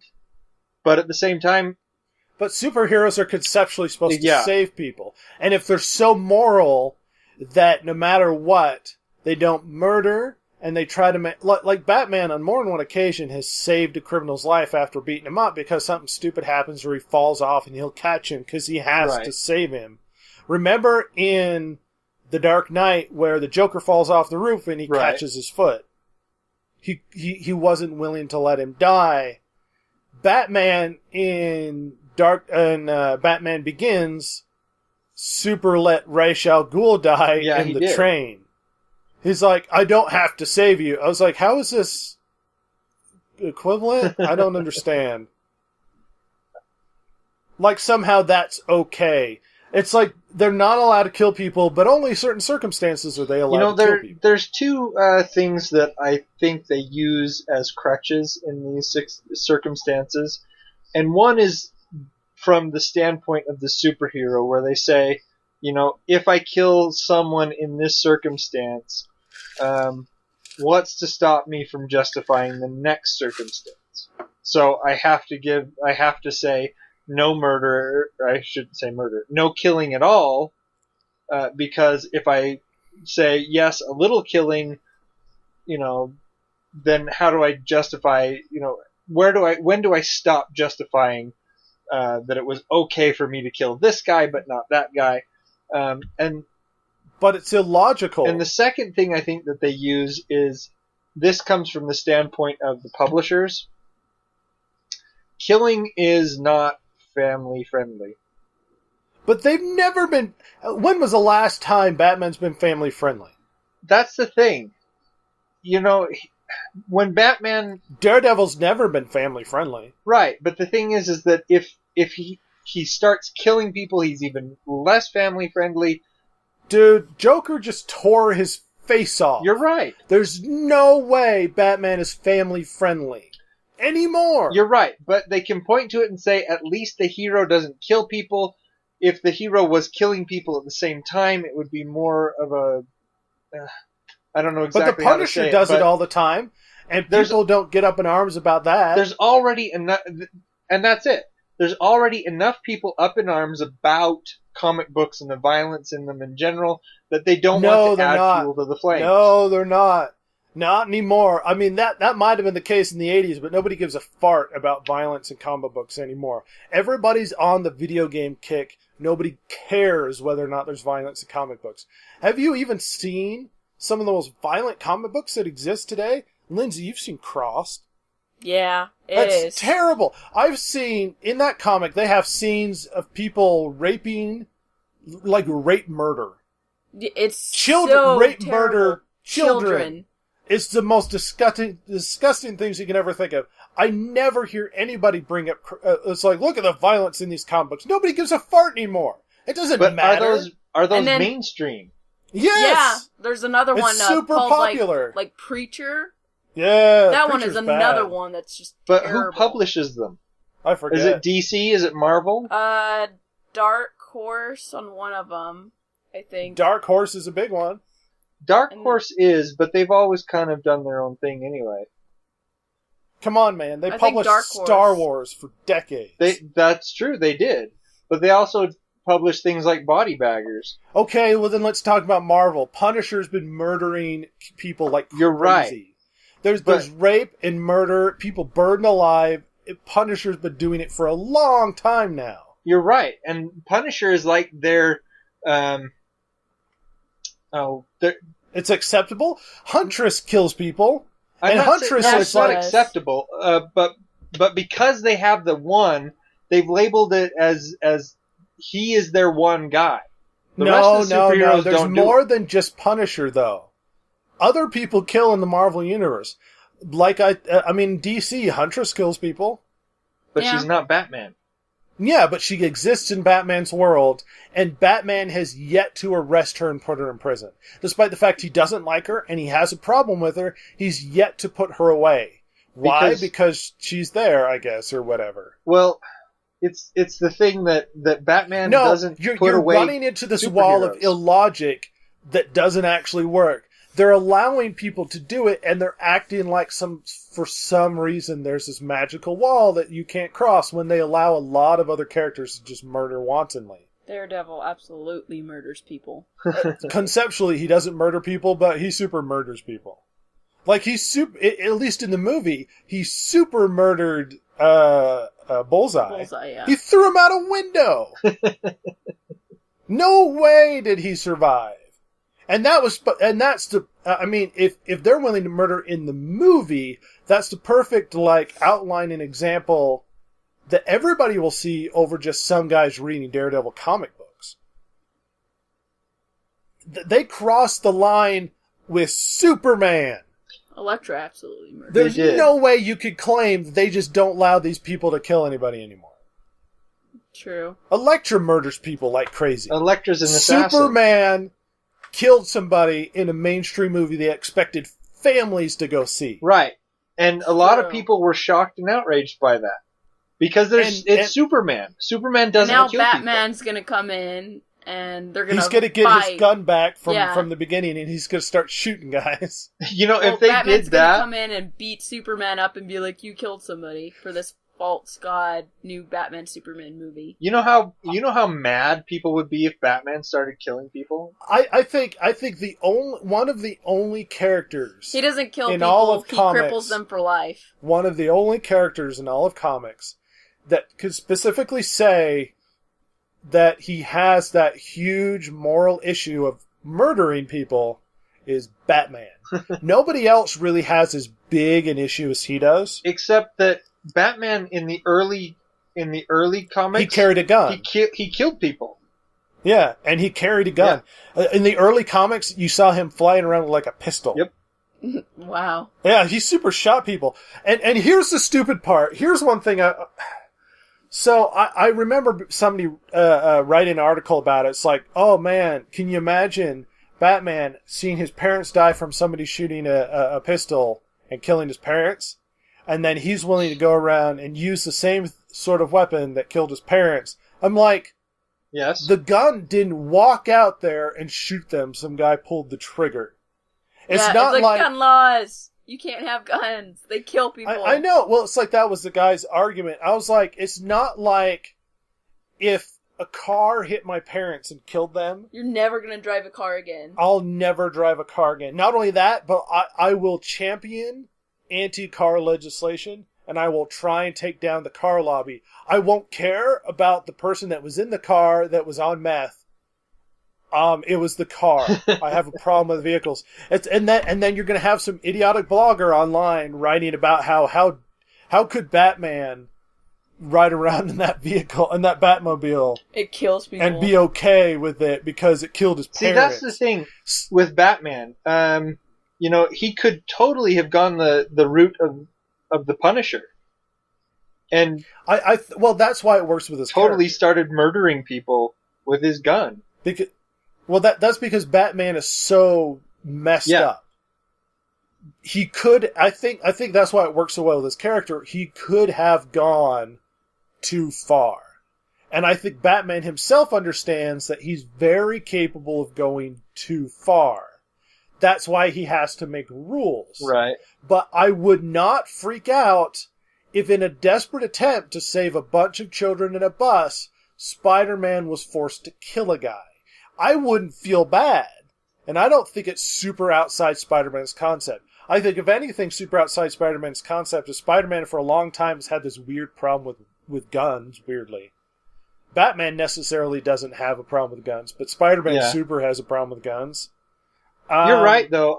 It'd be weird if he pulled out a gun and shot a guy. I could see Spider-Man, in a situation where he's either got to kill Dr. Octopus or a busload of children will die. Well, it's like he kicks him off a bridge and he dies from the fall. It's like, I wouldn't feel bad. And I don't think they should turn Peter Parker into like a drooling mess for having killed Dr. Octopus at that point. Like, if you can stop him and put him in prison, then great. But if it comes down to it and you're trying to stop him from like murdering babies or something, then at some point there's a justification. And I think for too long we've been sitting on this whole thing of murder, man. It's not natural. And I was like, mankind, if anything, has been murdering. Well, the other thing that we eat, we poop, and we stab each other. The other thing that I think comes into play here is that we look to these people and we label them with the moniker hero. And a hero is someone who is above us and better. And so a hero doesn't kill people because they're better. Yeah, they're supposed to be. It's kind of like they have a responsibility, so to speak. It's like you have, I like the way that it said it's like, with great power comes great responsibility. I just like that line. It's, they do have a higher responsibility because they do have these abilities and they should be a little bit more capable of not having to use that force. But if put into a corner position, I mean, it makes sense why they would have to come to it. But the comics are typically not written that way because they don't want to portray the characters that way because there is kids reading these comics. Not so much anymore. I guess it's mostly 30-year-olds, but because comic books are too expensive for children to read, and I think originally they were trying to teach them morality. Well, any way they could do it. Well, killing people in comics isn't going to do it, Rhett. Well, right, but is not an issue anymore. I don't think children are really reading comics anymore. Yeah. They're too expensive. It's too expensive for me to buy individual trades. Well, and then they get on their video games and stuff and kill things, and it's like if you have a problem with them shooting people online through Call of Duty, you would have a problem with characters being killed in comics. See, my kids, they would get Spider-Man and stuff at the library, or if I got a Spider-Man comic, I shouldn't say comic, graphic novel, because I checked out Court of Owls and stuff from the library and things. I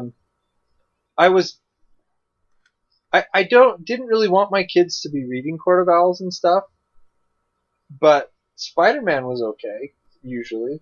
Spider-Man doesn't go as dark as usually, until Spider-Man has that weird off story where my gosh, Dr. Octopus Spider-Man in the stories. 80s had a story about how he told a little boy how he was raped when he was little. Yeah, it was so bad. So let's just say Spider-Man's had adult stories.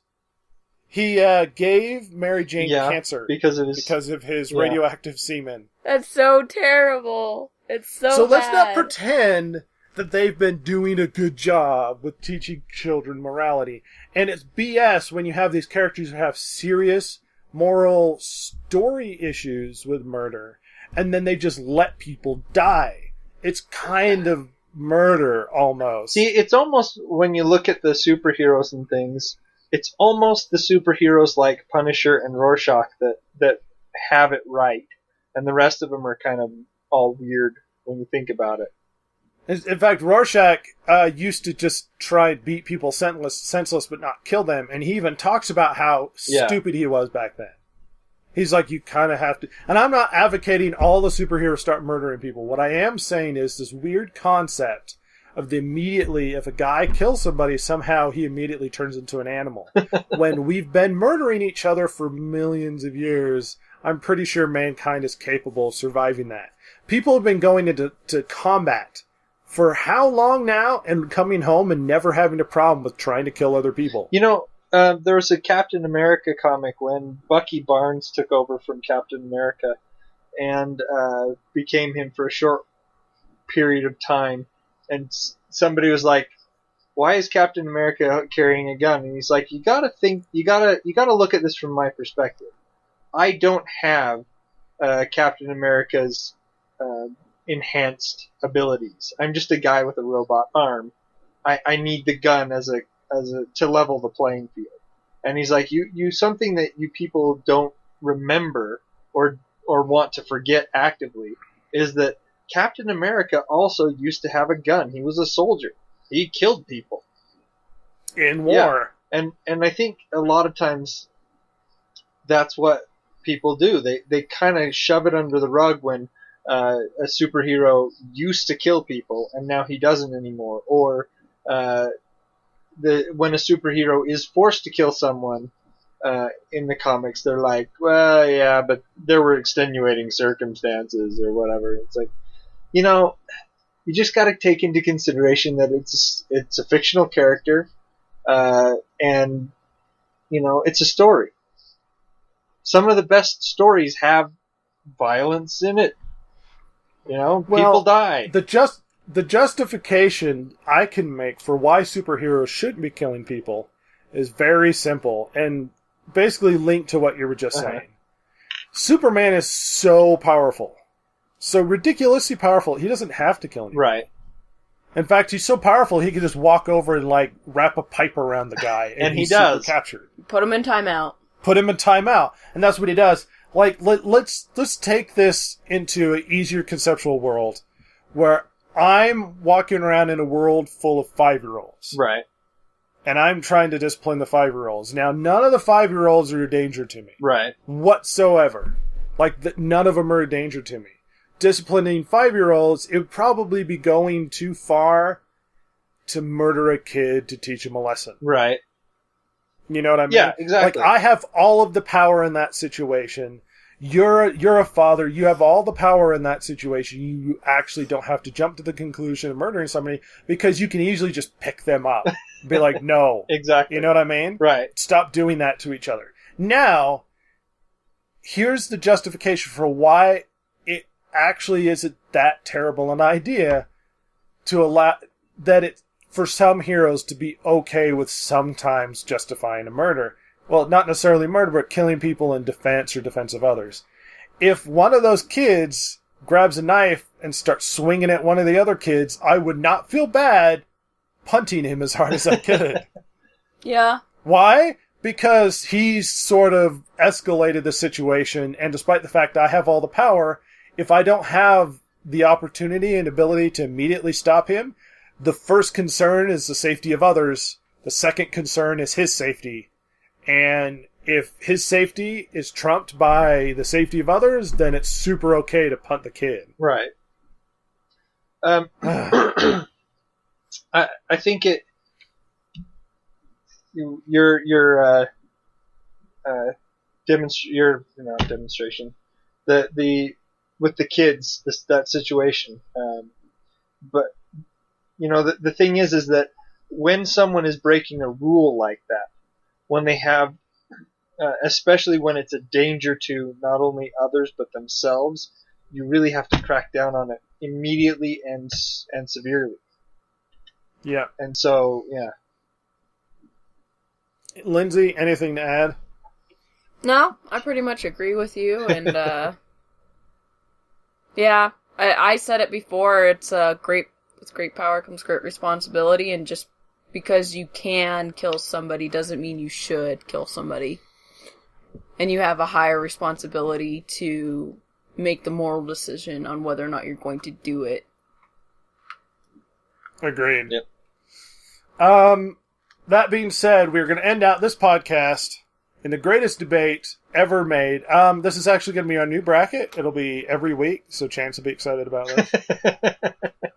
Jason, take it away. Our new bracket for the new season. Yes, this is Chance versus. And Chance will be fighting to the death against whoever we can throw him against. And what was... Should we tell him about the qualifications of the, No, it does. It's just anybody we could think of. No, I meant the outcome. Oh yeah, the outcome doesn't matter. He's probably going to lose. So, in our first matchup is Chance versus Batman. Okay, the reason why Batman's here is because Batman has had the opportunity to overcome Superman as well as a bunch of other people in different situations. And in a fight like this, I think initially Chance would sort of try and get in there close, and Batman would probably just, batter him in the head and he would pass out. I think that's how quick it would go. I don't think they would even get close. I think Batman would have that weird sort of sneak up behind him and choke him out as Chance's eyes start popping out of his head. I kind of imagine this to be the Indiana Jones big swordsman scenario, where they're facing each other, and Indiana Jones feels no threat coming to him from the swordsman because he just pulls out his gun and shoots him. Not that that's what would happen, but it's like Batman. I don't even think Chance would see him. Yeah, maybe not. I think he would just He'd be standing there, and then blackness, and he'd be on the ground. Probably. Like, that would just be it. It's like, I am the night. All right, so Chance goes down to Batman. Moving on. Duh. Chance's personal hero, Green Lantern, versus Chance. Okay, Green Lantern, as uncreative as he is, I imagine would probably create a big boxing glove and just hit Chance really hard with a boxing glove. You know, he could do Chance that. would probably fly across the room, maybe go through a wall. There'd be blood coming out his nose or something, and he'd just be out. What Chance could do is come up with really creative, long, drawn-out insults. Yeah. But I don't think that would help much as a defense against the Green Power Ring. Green Power Ring. Yeah. It might hurt his self-esteem a little bit. See, like, what sort of construct do you imagine a Green box Lantern creating? Just a box around Chance that he shrinks.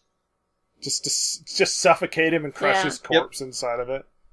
Little twitching, and maybe perhaps do it in front of his wife. No, we leave them out of it. Well, they don't get to watch. You went too far, Rhett. I didn't go far enough. That was my Leave Kennedy. the wife and kids out of this. That was my Kennedy. So, Chance falls to Green Lantern. His son would have been rooting Green Lantern. Come on. What? Maybe. His son would have been rooting for Probably. Green Lantern. He's like, crush him. So, then the next in the ring with Chance is George Takei. Oh, see, this is my favorite one because I picked it. Oh my! Oh my! I imagined. See, we imagined this fight being a lot of like Chance trying to punch George Takei, and if you don't recall, George Takei is actually head of transportation for San Francisco. Really? So I suspect he will redirect buses or trains of some kind. And just get in the way. It'd almost be like that weird, like, evil moment in the 1920s where he twirls his mustache that he doesn't have, lays him on the train track, and makes sure that trains are running efficiently and on time in San Francisco to crush Chance as it gets rolled over him. Either that, or George Takei, perhaps being Asian, knows Kung Fu for some reason. Maybe. Probably. Because all Asians know karate, if you've seen the SNL skit. Yes, they do. Yes. All Asians know karate. And then, of course, in the end, after Chance is just destroyed, his guts out and his bones crushed, George Takei will be surprised by the gore and go, oh my. Yeah. And that's basically how I see it playing out, or perhaps in some weird sort of karate way, because George Takei is super either Asian. that or George Takei just says oh my, and Chance's head explodes. Yeah. Weirdly enough, that's a superpower. Yeah. It is if you're George Takei. Why does he have such a comic voice? It's like he's trying to sound ridiculous. He does. And How he's does it everywhere. Oh my gosh. Because he was at a convention here in Utah a little while ago, and I couldn't get away from the guy. My friends couldn't get away from the guy. They were being posted everywhere. George Takei was everywhere. It's awesome. George Takei is coming for you. Yeah. Okay, next on just the weird poster, like fight posters. Yeah, there you go. Of a scrawny old Takei and like Chance. Pocahontas with his poorly manicured goatee, trying to fight him. Like they're both holding up their gloves. No. So, Chance falls to George Takei. Now he has to face Bilbo. Bilbo Baggins. Now, first of all, Bilbo Baggins, of course, is going to have the One Ring, which Chance knows everything about because he loves Lord of the Rings. And Sting. Clearly. The Elvish Sword. And Sting. And he's going to have the Elvish Sword Sting, which is actually a dagger in the Elven world. True.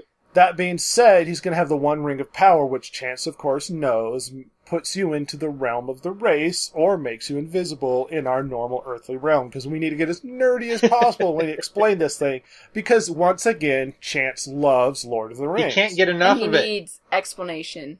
So he goes into the Wraith world, so to speak, and he's going to sneak around with Sting, which in the movies, if we're taking this canonically, outside of the movies, it would glow. Inside of the movies, you couldn't see the sword. So it's hard to say exactly how this plays out. Well, even if Chance could see the sword, I mean, what are you going to do? Grab a sword? By the blade? See, I think Chance would naturally try and swing at his head, but he couldn't tell because hobbits are so short. Exactly. Yep. Chance would get his, if anything, Bilbo would run up, put on the ring first without drawing the sword. Run up, stamp on Chance's toes, so he's like, hopping around on one foot. Then whip out the sword, hamstring his other leg, and as he falls down, stab him a bunch of times while he's laying on the ground. This sounds like... And then have some tea Exactly. Can't forget the tea. Smoke a pipe while he sits on him. Weirdly enough, this almost sounds like a serial killer. This is going to sound terrible, like a midget serial killer. Like he just runs up to him and stabs him a bunch. That could be cut and done. Now, it's not going to be cut. It's not going to be cut because hobbits aren't real. Yeah, there you go. So, Chance falls to the midget. Assassins? The midget serial killer. Hobbits are midgets. People in the real world are little people. And then... I can make fun of hobbits because they're fictional creatures. Gotcha. Chance is going to love... And then, you know what? Chance will die, but he won't go to the Undying Lands, like the elves or people of special essence. He'll probably just disappear because he's Chance and, a human. And this is the Third Age, which Chance, of course, understands. Exactly. Of the Lord of the Rings era. So the next person that Chance has to battle is Abraham Lincoln. Now, I picked this fight mainly because I'm entertained by large, lanky guys fighting, because you imagine it kind of looks like a daddy long leg. Yeah, kind of. Yeah, definitely. Sort of throwing his limbs around. One thing we could say historically accurately about Abraham Lincoln is that Abraham Lincoln actually loved to wrestle. Yeah. And it's said that wrestle bears. Most people knew who he was when he was running for the Senate because he won a wrestling match against this guy in Illinois, because it said that he never refused a wrestling match. He's quite an impressive wrestler. And some say, and I've actually read a book His on power the history probably of came Abraham from his Lincoln. No, I've read a book on the history of Abraham Lincoln, and it said that some people say that he lost it. Some people said that he won. Some people claim that it was a tie. What can be said, though, is it was such a good match that people talked about it enough that they knew his name, and that's why he was more easily voted for and why he got into the Senate in the first place, and why more people knew who he was, hence becoming president, abolishing slavery, and uniting the Union. Because he was such a good wrestler and he has a lot of previous training, I imagine it looks like a giant spider sort of enwrapping an ant. Yeah, probably. Like just big old limbs. And Chance won't know what to do. It's a lot of bony arms and bony elbows, and he won't know how to handle the situation. And I suspect it'll go fairly quickly. Perhaps he'll smother him with his top hat. It'd be big enough. It will be big enough. You know why Abraham Lincoln grew his beard? He didn't have a chin. He wanted to be like Jesus? No, he didn't have his beard when he was in office. Not in the beginning. Some commitment or something? No, a little girl wrote and said that he would look better with a beard. Right. Oh, you know what? I actually heard that story, yeah. And so he grew it. And I suspect she wrote that he would look better with a beard because he was kind of a funny looking guy. So, Abraham Lincoln is the victor, and now... wrestles Chance into submission. And pounds Chance into the mat. Now, Deadpool is Chance's next opponent. Okay, this is Jason's favorite guy, so how do you think Chance fares against Deadpool? Like, how does he Snowball die, in a really hot place. What I imagine happening is Deadpool breaks the fourth wall, makes a few wisecracks, and then shoots Chance full of holes, slices and dices him, and then as he's walking away, you realize that he has left a grenade stuffed up Chance's ribcage, which then explodes and showers everybody with. I suspect Deadpool says something like, "I can't believe the DG podcast put me into this fight. Why am I fighting this weird dude from Probably. Arkansas?" Like I said, breaks the fourth wall. And he would get really upset. And actually, I don't think he would spend a lot of time. I don't think it would be as comical as you think it would be. He'd say a wisecrack and then shoot him in the head. Yeah, maybe. And maybe he'd decapitate him and then stick his head on a spike in Chance's yard so that his family could see That it. is how Deadpool is. Yeah. I suspect so. Okay, so Deadpool kills Chance, and our next opponent for Chance is Gandhi. See, this is one of my favorite fights, mainly because Gandhi is such a pacifist. But I suspect Chance would be so aggressive and offensive that even Gandhi would probably cross the line and be willing to murder.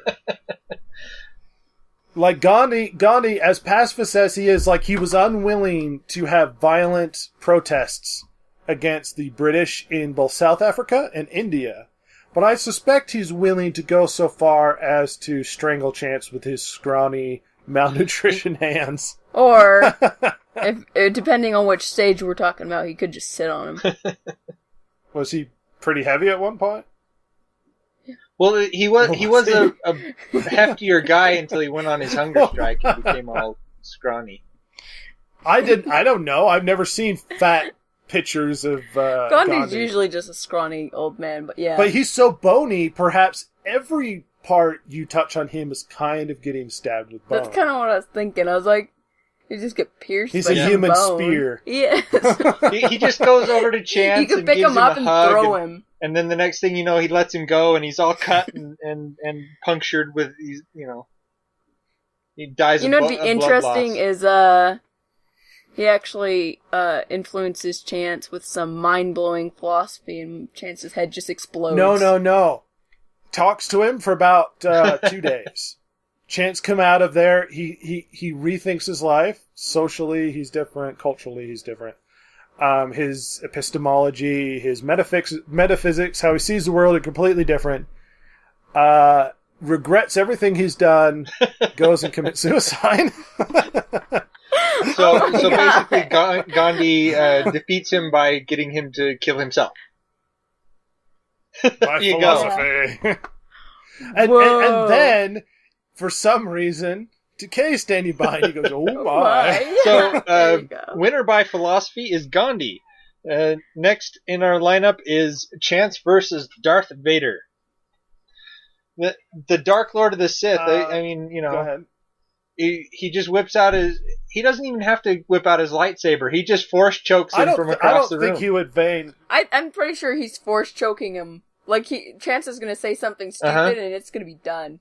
Like all Imperial officers with mysteriously British accents, Chance will probably be choked out for no good reason whatsoever. Remember, Chance, if you want to keep living, you change out your mustache, and then you're good. We all fake it like he actually can do the force choke. So, winner in a couple seconds, Darth Vader.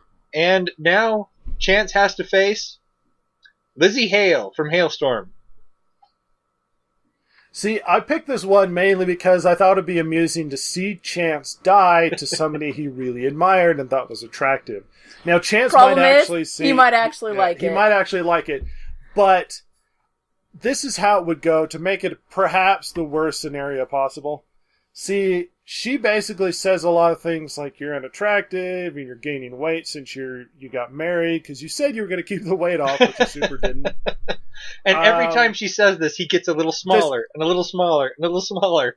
Yeah, he gets a little smaller, and then she decides to change her music to J-pop. And if anybody's heard J-pop, it's Japanese pop music.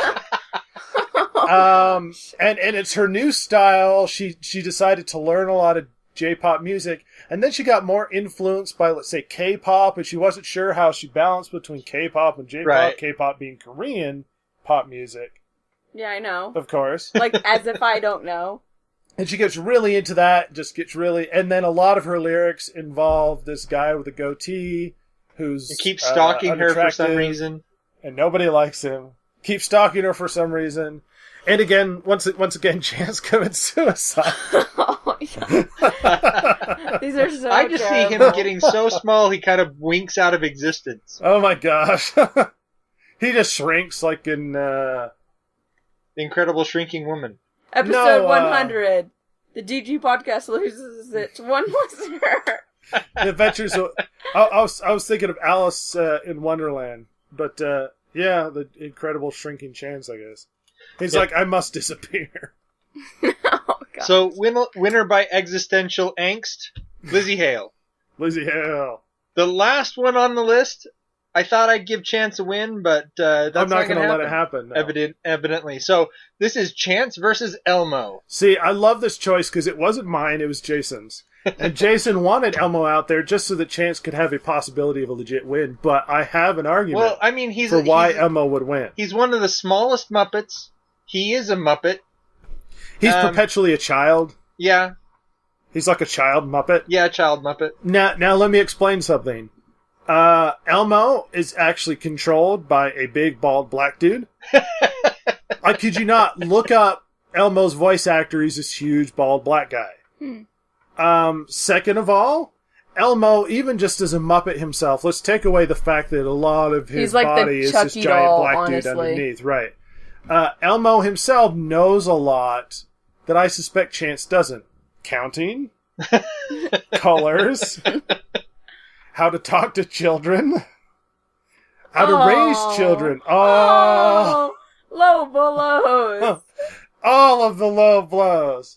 I suspect Elmo, above all things, has got something that he's really good at that Chance can't compete with. Is hugging. That's true. Elmo even had a doll that hugged people. And a Tickle Me Elmo. That too, but Chance might actually enjoy that part. But Elmo could literally hug him to death. He's done so many hugs in his tiny plush life. His arms are probably pretty strong from all the hugging. It's like if you lived in that town where he always settled his problems with hugging instead of the old way. The old-fashioned way. The old-fashioned way.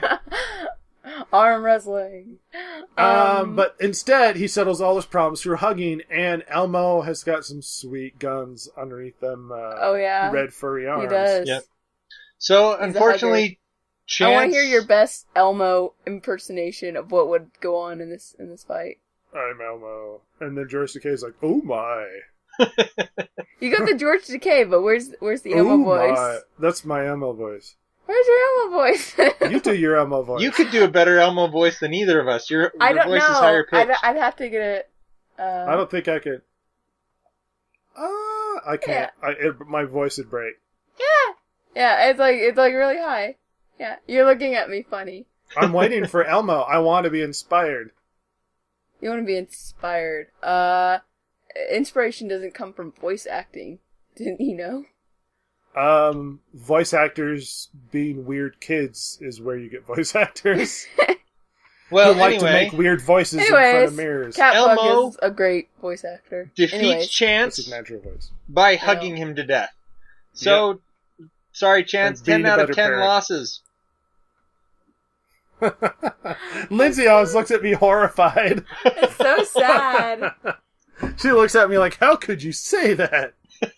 And I was like, I did. This is episode 100. It's my time. Well, that's all I have. Chance is defeated soundly by each of the competitors. Unfortunately, I thought he had a good chance with some of them. Clearly not Elmo. Elmo's deceptive. I thought, Elmo in there, he, Chance would be able to, grab him and, rip the stuffing out of him. Our third bracket is over, I guess. We finished it, and we'll probably see our fourth come episode 101. Yep. So look forward to that. But unfortunately, Chance didn't survive this perpetual onslaught in our third bracket. So yeah, there we go. Jason doesn't know how to do it. We enjoyed having you guys out with us. We enjoy Chance and the emails.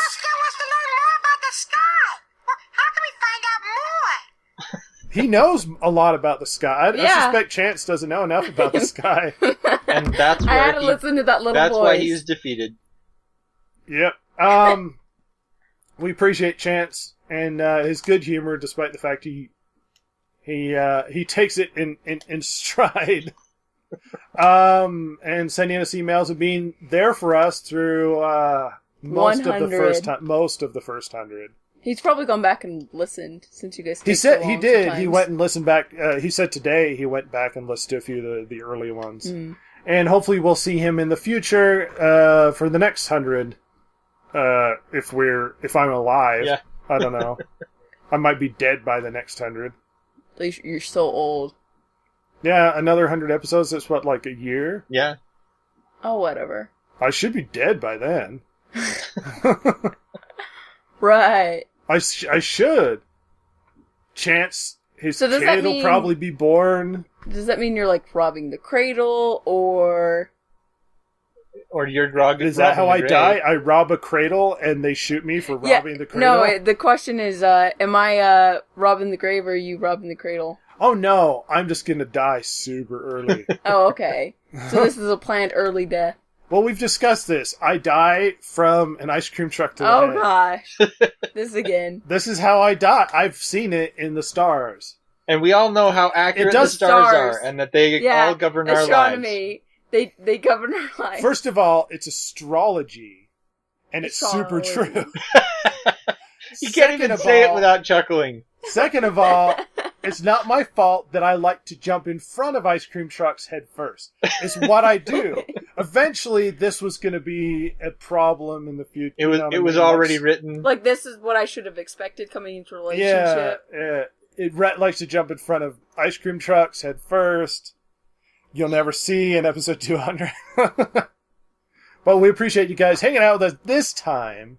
If you enjoyed this podcast, please share. We planned to do some giveaways today, but it didn't quite work out. But we will be doing giveaways in the future. We have a Facebook fan page or whatever. If there's nerdy stuff and you enjoy the podcast, try and communicate and do stuff on that page. Anything nerdy related, just so we can get as much conversation going with those who listen to the podcast. Please email us at thedistractedgamers@gmail.com.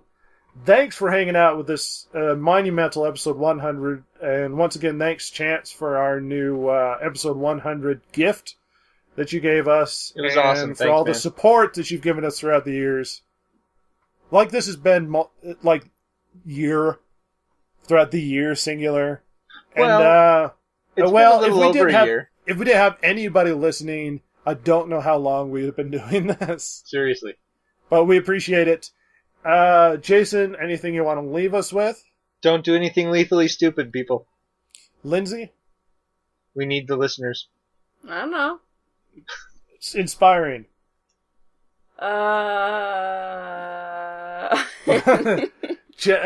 Hashtag do pee on Chance's parade.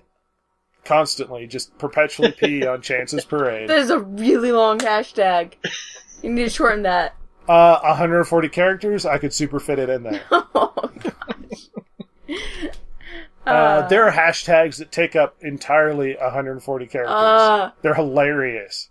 The internet disappoints me. Of course. Why do you think we say suck it, internet, perpetually every podcast? Because it sucks. Because it sucks. But thanks, everybody, and Lindsay's inspiring closing words. We appreciate it. We will see you guys next time. Thank you for listening to this week's episode of the Distracted Gamers podcast.